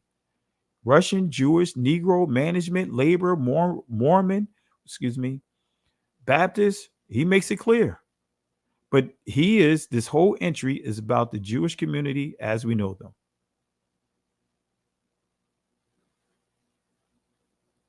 All right. This is his own words. Okay. So I had to put it up there because many, if you don't put the sources up there, they will try to come at you. So I want to make it clear. It wasn't my own words. It was the former president of the United States, President Harry S. Truman. This is coming from his diary. That's why I have this screenshot back here. I have other original screenshots. He says this inside his diary. So how come? Why don't we hear anything about him being supposedly anti-Semitic? This is another thing that Malcolm X pointed out. when they caught the Nazi, they found out one of them was a Jew. Yes, that's what he said. Well, let's hear what he actually said about this. Let's see what he said. White Nazis, not in Germany, right here in New York City, up there burning cross, had a carload of guns ready to come at you like they came at the Jews over in Germany. And when they caught those Nazis, they found that one of them was a Jew. And that Jew running around here talking about Nazis, and some of them are nothing but Nazis themselves. You didn't hear them blow that up in the newspaper, did you? No, they tried to quiet it down.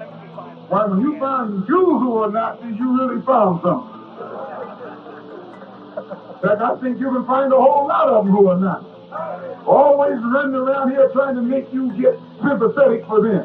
But you was a master at that. Make you shed crocodile tears over what happened to him in Germany. You tell him what happened to you right here. You haven't got no time to cry no tears for no Jews. Cry tears for yourself. Let him solve his problem and you solve your problem.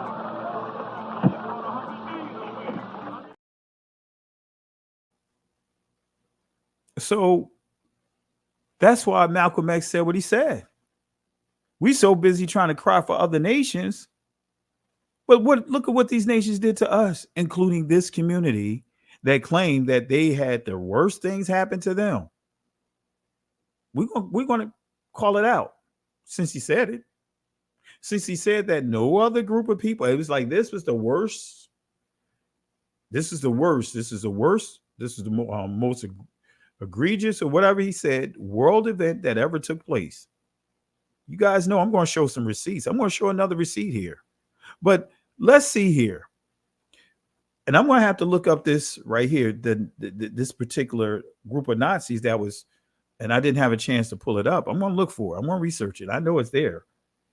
But guess what? He says that they discovered a group of Nazis. And as he said, when they caught the Nazis, they found out one of them was a Jew. Well, guess what, family? The New York Times state Klan's leader hides secret of Jewish origin.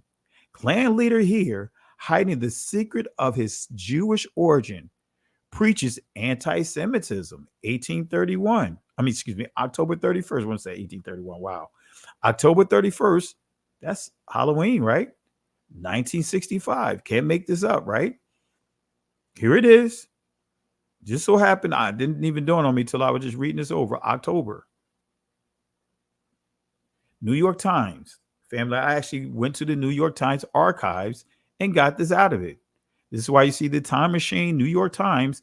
I will drop this link inside the comment section just so that way you guys have a point of reference. So you guys understand that I am not making this up. Malcolm X did not make up what he said, right? Let's see here. Let me put this here. And I encourage you guys, pull up, go to the source. Let me bring this to the front here. Let me drop this link in the comment section. Yeah, we're getting it in late night, family. Hit the like button, subscribe to the channel, right? Let's do this here. Let me drop this inside the chat.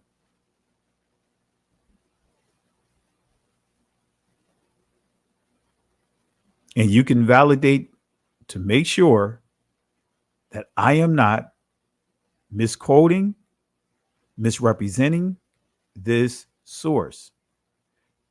Time Machine, New York Times.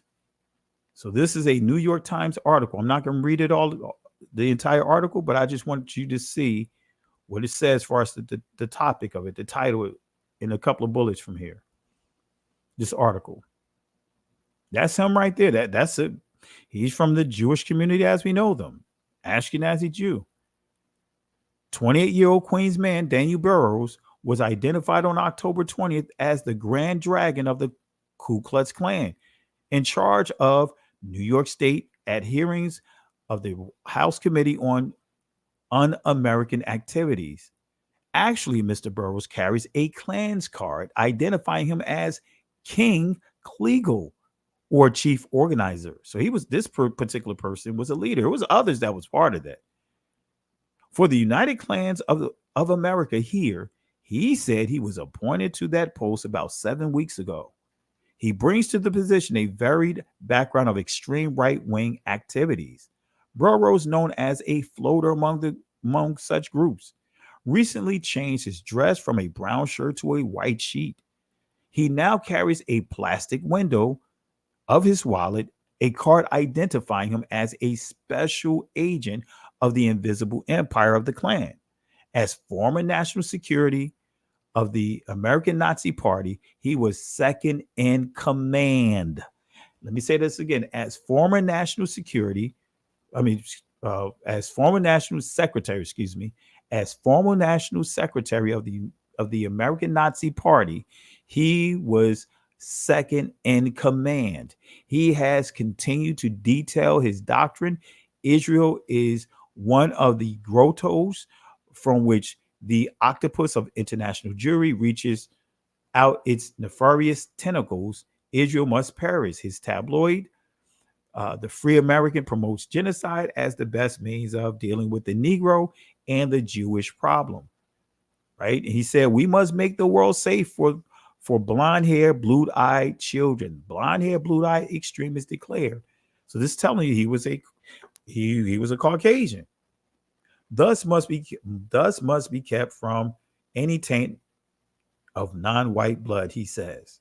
So he's making it clear that he is a Caucasian. He's making it clear that, guess what? He is not from Northeast Africa. He's making it clear that he's not from Northeast Africa. I was told welcome home because I'm Jewish. Every single person who's Jewish that steps off the plane, especially for their first time in Israel, is told welcome home. Let's just sit with that for a second. This right here, this is my actual ancestry. I am 88% Ashkenazi Jewish, and none of my ancestors are from the Middle East. Come on, family. He is an Ashkenazi Jew, making it clear that he is a straight Caucasian. And it goes on to say here, an extensive investigation by KBI, in other words, the Klan Bureau of Investigation, has a Jewish background. His parents were married in a Jewish wedding ceremony. He was described as a star pupil in a Hebrew school at Queens Synagogue. This is New York. He was later bar mitzvah confirmed. After information was received from a Jewish agency that Burroughs' parents were Jewish, his life was minutely traced through many sources. All right. So these guys are good with manipulation, family. So I just gave you clarity on what Malcolm X said. I also want to give you clarity, as we do from time to time, and I'm going to pull a couple of resources before we wrap up. Right? I did mention that I was going to touch on the Holocaust, but let's have our Arsenio Hall moment. For some of you guys remember Arsenio Hall. Let's see here. Let me do something real quick. All right. Let's see here. All right. Let me see if I have it over here. I said I was going to do with there we go. All right. All right. Let's deal with the Holocaust. I have more articles, but I'm not going to show them all here.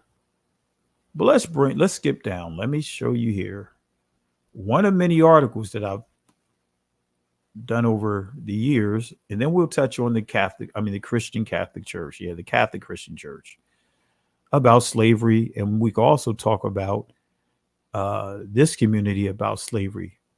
But notice this here: 1 million refund to rebuild Jewry. New York Times, October 18th, 1918.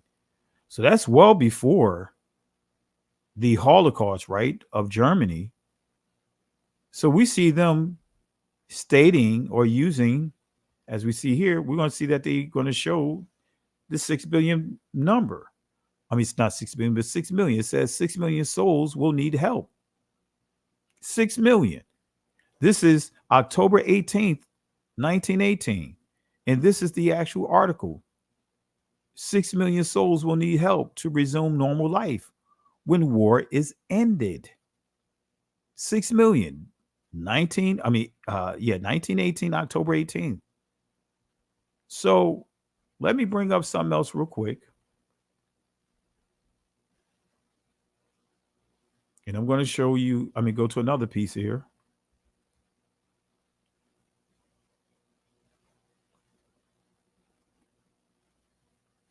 All right. Let me go past that one.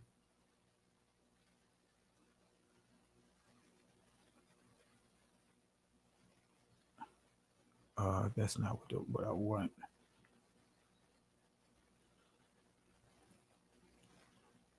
All right, I know where I want to go at. And I'm going to show something here for some of you guys, some of you guys that may not know this.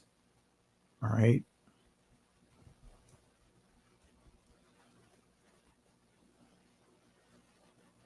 All right, let's see here. I think it's this one here. Let me pull it up.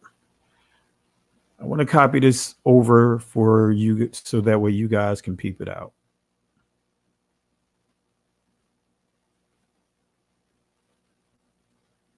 All right. Oh, that's the scattered. That's not the right presentation. Let's go.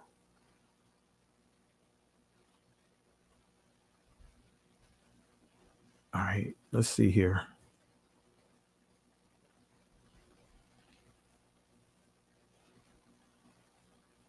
Man, I did a lot of presentations, family.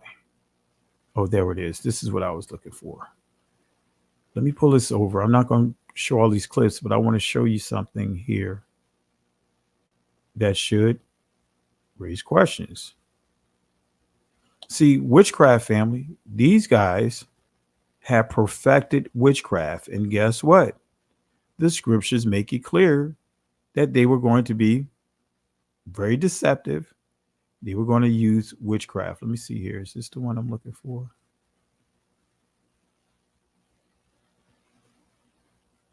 All right, where is it? Where is it?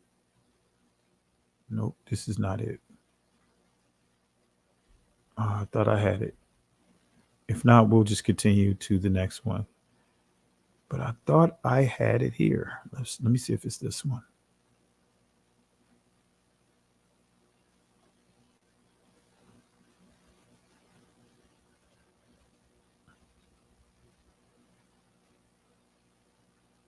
Oh, man. Yeah. I was going to show something here, family, but I thought I had it here, but apparently it's not in my immediate lessons here. This may be it. Let me try one more PowerPoint. Man, I didn't realize. I got a ton of PowerPoints. Been doing this for quite some time, so that means I have a lot of PowerPoints. So I think I found it. Yeah, I found it. Let me copy this over.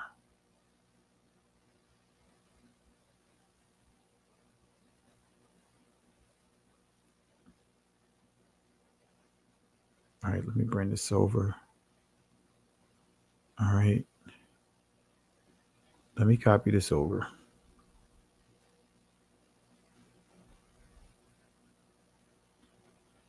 Before we go into another key piece of information. All right. Here we go.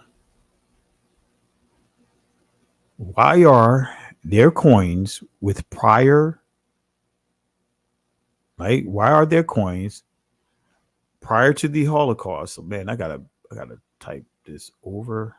Let me just do something real quick, family. This might as well correct this while I have it in front of me.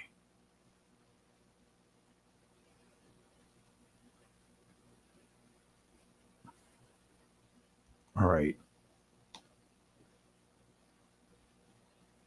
let's send this to the back.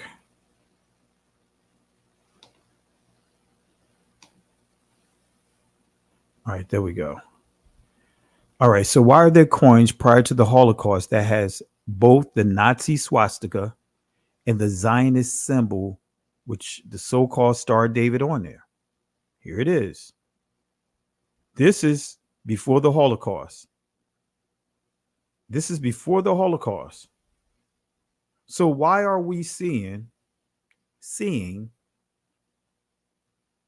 the same symbol, the symbol of the swastika and the Star of David, which is the symbol of the Zionists? Why do we see this on the same coin? And let me give a couple of more shout outs. I see a couple of more chats that came through. All right. Let's see here. TR. Another powerful lesson, Pastor Kelly. TR, I really appreciate the love and support. You guys are making it much easier to do what I do, but thank you for the love and support. Really appreciate you. Really appreciate you. Also, let's see here. Ambush Predator says here, many of us are waking up to the lies told by our teachers, aka miseducation of the Negroes, as well as the the white people. Excuse me, I was about to say YouTube, but white people. Absolutely, absolutely. That's why we see the things that are being instituted to suppress us, suppress our voice, because more and more of our people are speaking up with authority, with confidence, and showing sources. They don't want that to happen. So family, let's show some love for Ambush Predator and also TR.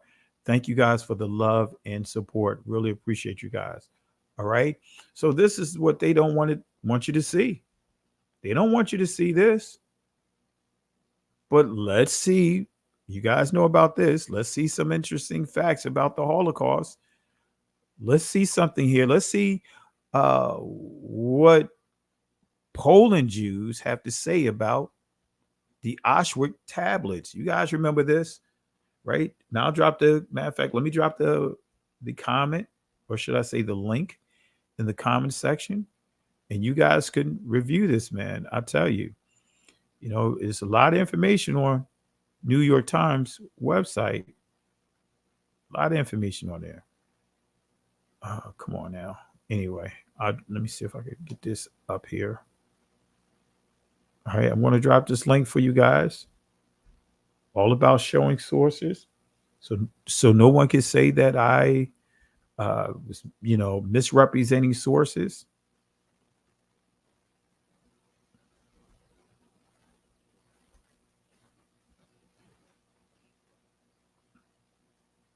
All right, there we go. All right. So let's send this to the back. And let's see what this have to say. It says, as you can see, this is the New York Times. Poland agrees to change Auschwitz tablets after 50 years of deflecting. The request, notice who it says. It says, the request of Jewish groups. The Polish government has agreed to change the wording on stone tablets at Auschwitz and Birkenau, the adjacent Nazi camp where more than 1 million Jews died during World War II. The move follows decades of appeals by Jewish groups who say the current plaques do not fully reflect the suffering of Jews. Actually, let me read that part again. Who says the current plaques do not fully reflect the suffering of Jews there and focus too heavily on the camp's non-Jewish victims, while thousands of non-Jewish Jews were among the estimated 1.5 million. At Auschwitz, the victims were predominantly Jewish. So this is the original tablet that says 4 million people died here. But then this tablet says 1.5 million people, but then it says men, women, and children, mainly Jews. So we see this number drop down by what? 2.5 million, just on Auschwitz alone. This is a Jewish publication. Well, New York Times, Jewish publication, and also saying that the Poland Jews, the Polish Jewish community, they challenged the numbers. So it went from, again, 4 million to 1.5 million. That's 2.5 million, right? That dropped in numbers. So just that alone, at this location alone, this is not counting the other locations. If we take the same formula and run it right across the board, right? This right here, 1.5. So we're looking at, it's almost like what? Almost like a 60%, well, a 30% decrease, 30 to 40% decrease in numbers. Yeah, I want to say about 30%, just trying to do the numbers off the top of my head. So yeah, about a 30, maybe 35% decrease in the numbers, just this location alone. Apply the math across the board. Okay.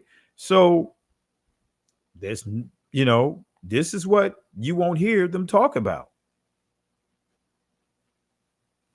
This is what you don't hear them talk about. That's why Malcolm X said exactly what he said.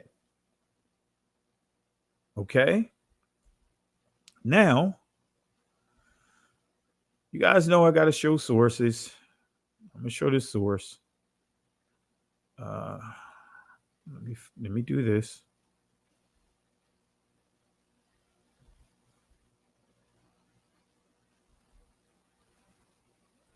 I'm not going to read this whole source, but you guys know I have to show this.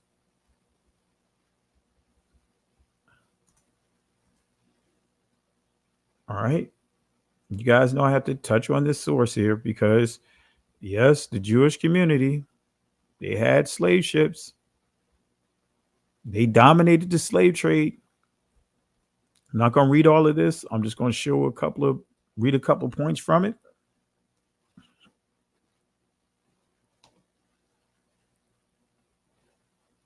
All right, let's see here. Let's go to the next slide. One more point I want to make after this, because I still got to get on the Catholic Church. This is from Jews and Judaism in the United States, a documented history, 1983, page 14, and also pages 23 through 25. Notice what you see here. Isaac DaCosta. Actually, you know what? Let me put the other one here. All right, this is the one I was supposed to copy over. All right, let's bring that over here. And I'll just read a little bit of this, not all of it, okay? All right. Jews took an active part of the Dutch colonial slave trade, but it goes on to say, we see here included an imposta, Jewish, in other words, Jewish tax of 5 soldos for each Negro slave a Brazilian Jew purchased from the West Indies Company. All right, it goes on to tell us, right? It says here, well as in the British colonies of Barbados and Jamaica in the 18th century, Jewish merchants played a major role in the slave trade. And it goes on to tell us Jewish merchants frequently dominated. Right. And it goes on to tell us here the 18th century Jews participated in the triangle trade and brought slaves from Africa to West Indies. Right. Here's some of the names here. Isaac DaCosta, David Franks, Aaron Lopez. It says here dominated Jewish slave trading on the American continent. Isaac DaCosta, David Franks, Aaron Lopez. Says that they dominated Jewish slave trade on the American continent. All right. And this is what we already highlighted. Okay. And then we see it continues. All right. It says here, played a significant role in the merchant capitalism, commercial revolution, and territorial expansion. The Jewish Caribbean nexus provided Jews with the opportunity to claim a disproportionate influence. West Indies Jewry, far outnumbering its co-religionists. So they dominating everywhere. Groups of Jews began to arrive in Suriname in the middle of the 17th century. All right, this is just giving us some information here. Okay, let's see here. Slave trading was a major feature of Jewish economic life in Suriname, which as a major stopping off point in the triangular trade, both in North America and Caribbean, Jews played a key role in this commerce. So we see that they dominated, family. They dominated, right? But we've been subjected, family. This is a question. Have we been subjected to witchcraft and charms through the media by which they run? Have we been subjected to witchcraft? Family, going to the point that I wanted to make about that Tarzan movie. If you watch the Tarzan movie, The Legend of Tarzan, they really put, like I said, they painted in the time frame of King Leopold, but they put some lies in there, right? Starting with one of the guys that King Leopold sent out to influence the people of the Congos. Now, in the Tarzan movie, it shows this guy going to meet with the tribes in the Congos, and all of his soldiers get slaughtered. But he's standing there by himself, this white guy, and so all the tribe of this particular tribe in the Congos, they are looking at him. They are big, thorough. Then one of the biggest guys come out of among the group of Bantu people. And so this white guy pulls something out like a wire or whatever he pulled out. The Congo person swung at him. He missed. And this white guy, right, wrapped his, choked him with this piece of wire. And then he gained the respect of all the Congo people. That's not how it happened. See, they want to make it seem like this white guy came there, punked. That's what I'm going to call it. Punked one individual and everyone fell in line. No, that's not what they did, even though they used witchcraft. And I'm going to let you hear the witchcraft that they did during that time that spooked the locals there. Let's see what they did. Where is it? Here it is. A Welsh explorer and journalist named Henry Morgan Stanley already had years of experience in Africa. He was sent on projects by several different newspapers in the United Kingdom, and he became an expert on the continent. Through his writing, he tried to convince Queen Victoria that despite all of the difficulty, he believed it would be worthwhile to colonize the Congo.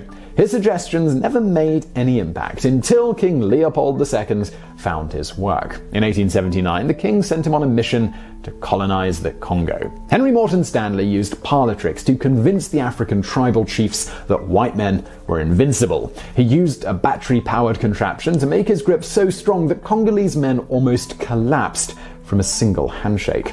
Stanley claims that white men could rip a tree out of the ground with their bare hands. He also held a magnifying glass in the sunlight and used the sun's rays to light a cigar, claiming that white men had power over the sun. Finally, he handed a gun to a native man. He instructed him to step back several yards and try to shoot him.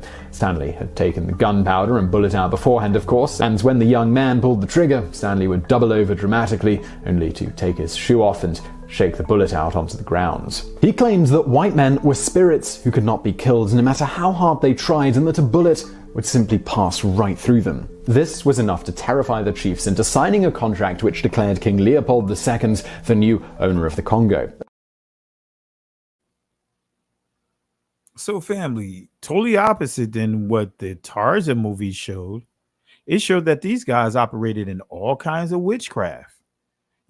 Using guns that didn't have bullets in it, just blanks, basically, and giving the impression that bullets don't hurt them.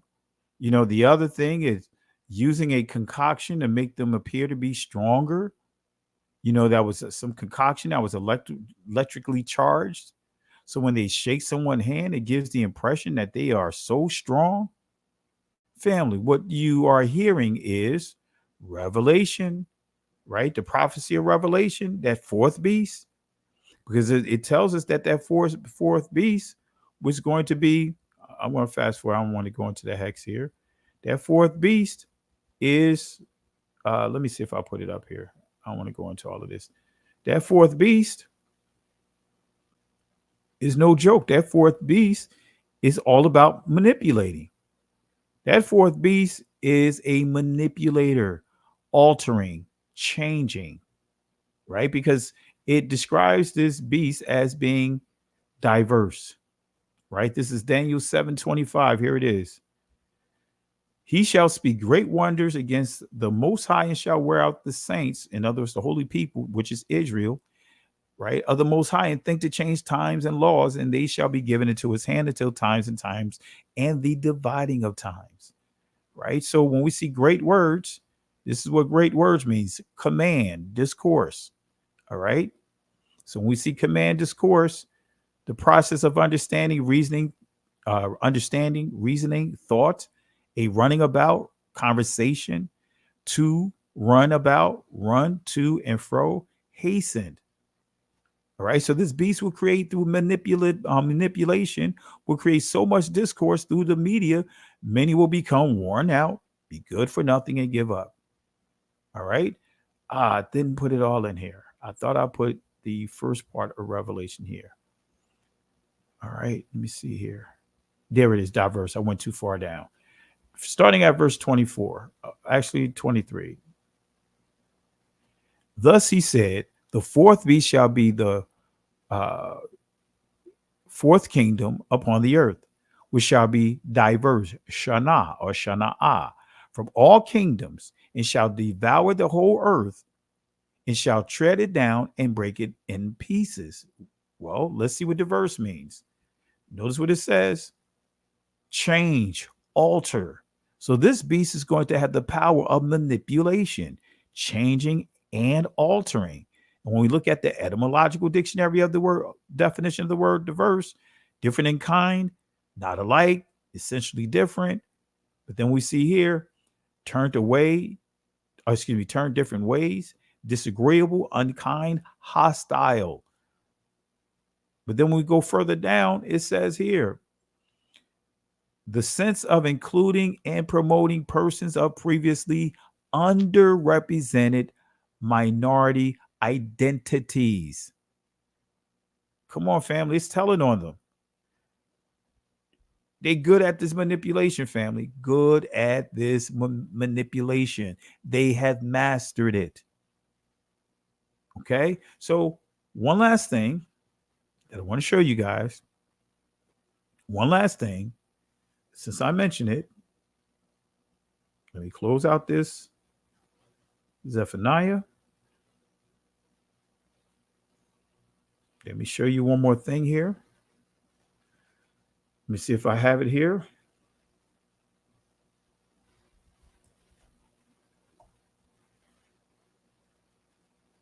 Yep, I have it here. I have another presentation. I went even further with the details of this, but let me just in case, if the word does get to Candace Owens,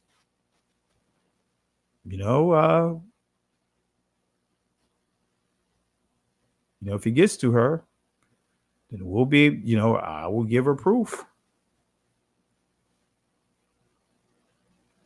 I will give her proof of the delusion that she pointed out about the Christian church Christianity that she's defending. But let's go ahead and get into it, family. This is a source. Let me pull it up here. This is a source. Slavery in the Catholic Church. Let's see here. Let's see here. I'm going to show one last source because it is late. But let's call out the Catholic Church too. This is a very large presentation because I even call out not only the Catholic Church, the Judaism, Christianity, but I call out the Catholic Church. and Islam. Let's see here. What did I do with it?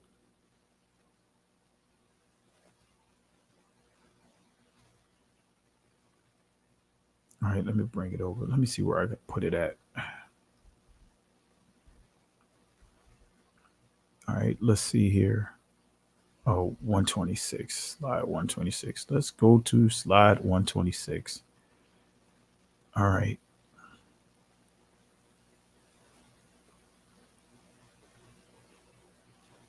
Here it is. Slavery in the Catholic Church, 1975, page 52 to 53. Papal grants to the King of Portugal, giving authority to enslave the Saracens and other non-Christians of West Africa with whom Christendom is at war.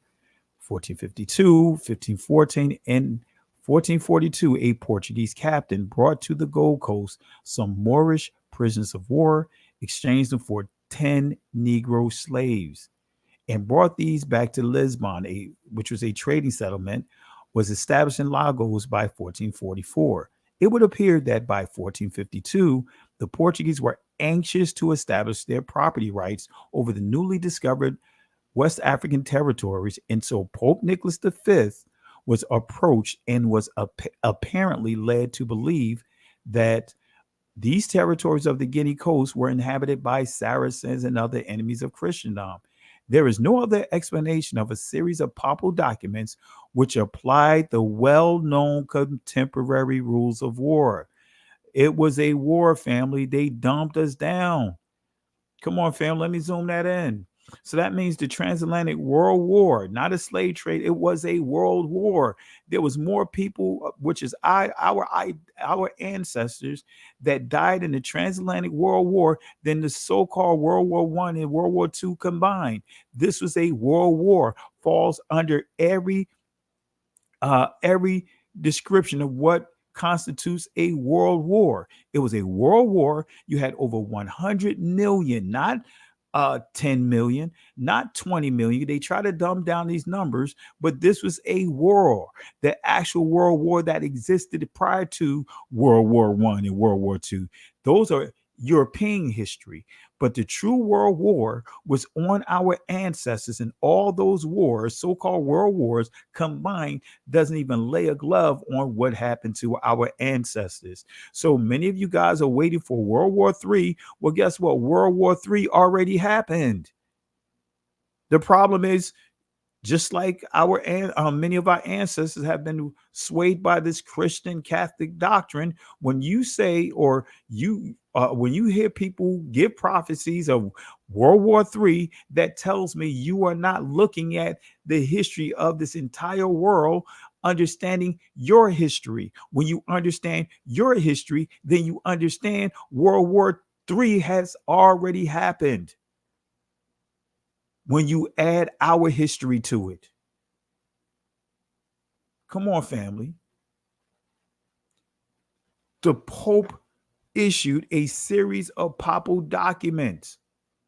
That's what this says. Oh, man, I went back. Let me go back here. I went all the way back up.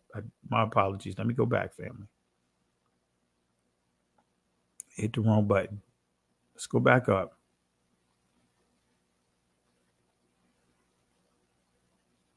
All right. So it says here, which applied the well-known contemporary rules of war to the situation in West Africa, whereas the Portuguese were well aware the local Negro inhabitants were not Saracens, were not Muslims, and were not enemies of Christendom. So it's telling you the Portuguese knew who we were. Why? Because now we're dealing with the Spanish Inquisition. The Portuguese, our Portuguese ancestors or Portuguese Israelites who were kicked out of Spain and Portugal because they did not want to pay. So they forced them to the West Coast, to some of their other territories, like Sao Tome. It wasn't Caucasians.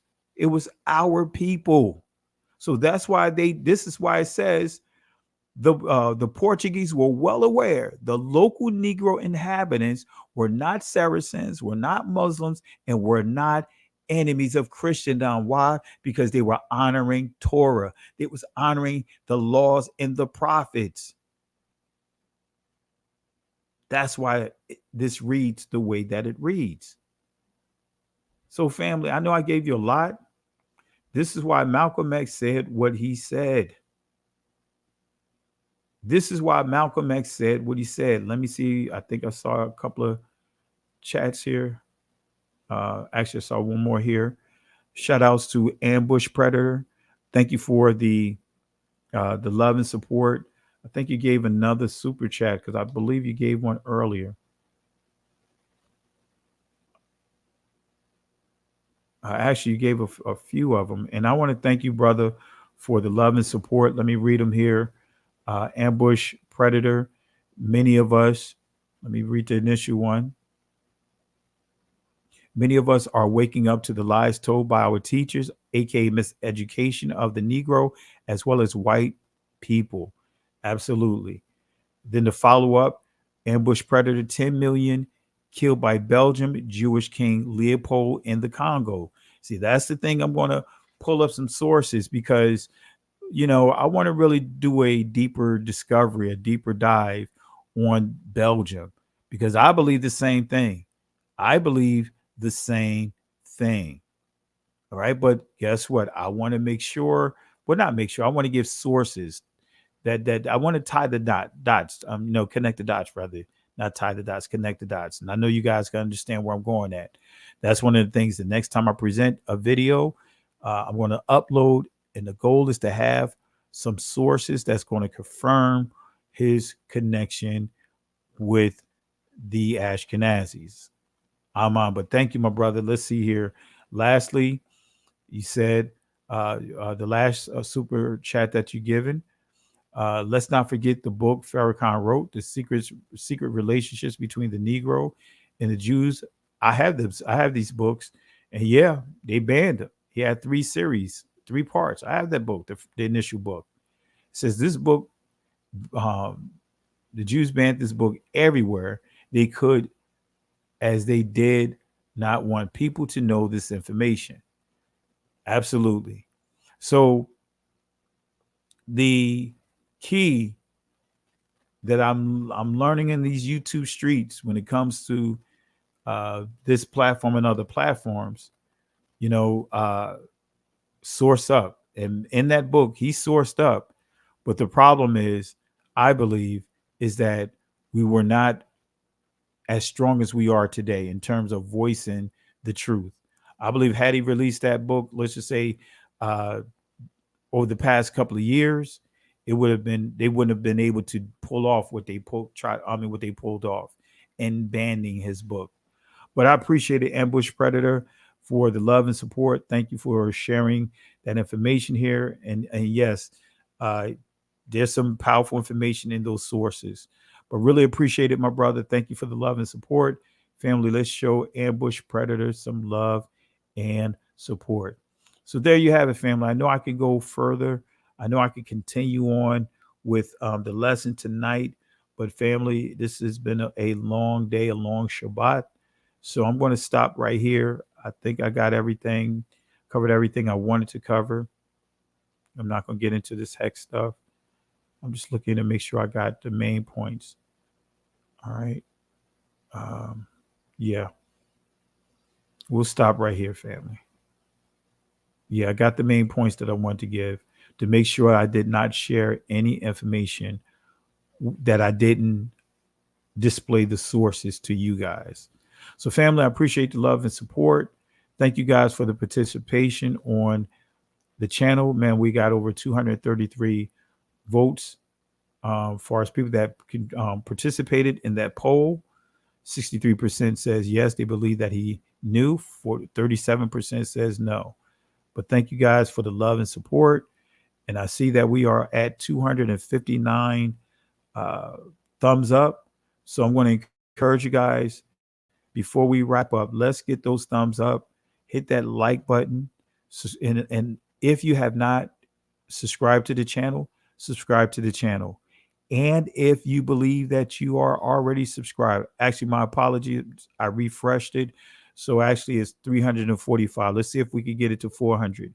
But if you believe that you are subscribed to the channel, double check to make sure that you are still subscribed. Because what YouTube does and what they are doing now is that they are unsubscribing those that have subscribed to the channel.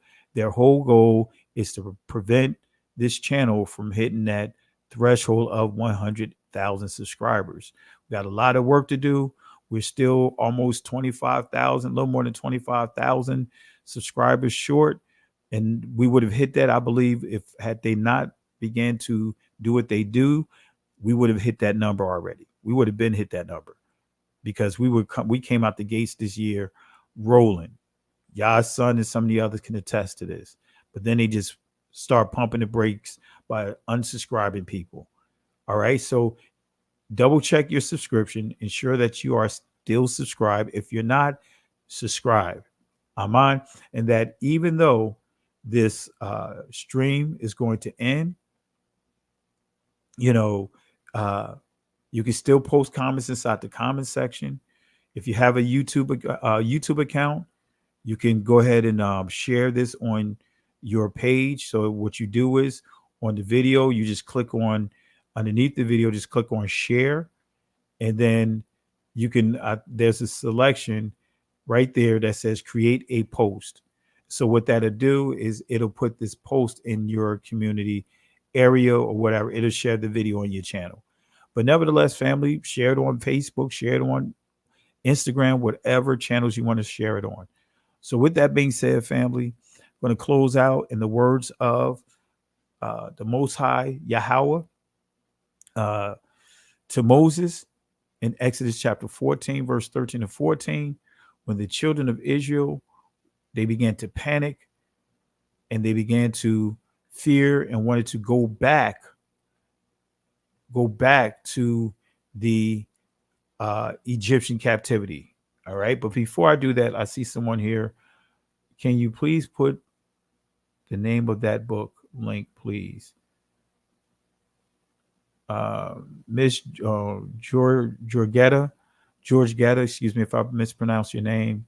Go ahead and just tell me what book you're referring to, because I know I covered quite a few, and I will post the name of the book inside the chat. I'm not sure if you're referring to the book on slavery with the Ashkenazis and the so-called Sephardic Jews who dominated the slave trade. Real quick before I wrap up, let me see if I can cut and paste this in. Let me see here. I didn't want to do that. Yeah, I'm gonna have to put it. This is what you do. I'm just gonna put it on the screen and just take a screen print because my things are acting up here. So just if you want to make a note or do a screen print of it real quick before I close out, feel free to do so. So I'm gonna put this up for 10 seconds. Let me go ahead and bring this down here. So I appreciate you, family, for the love and support. Thank you for subscribing, Ambush Predator. Really appreciate you and the others who have contributed to this channel. Really appreciate it. Again, and what I'll do is when I'm going to create chapters for this. Not tonight. I'll do it in the morning, and I will also add the sources here as well.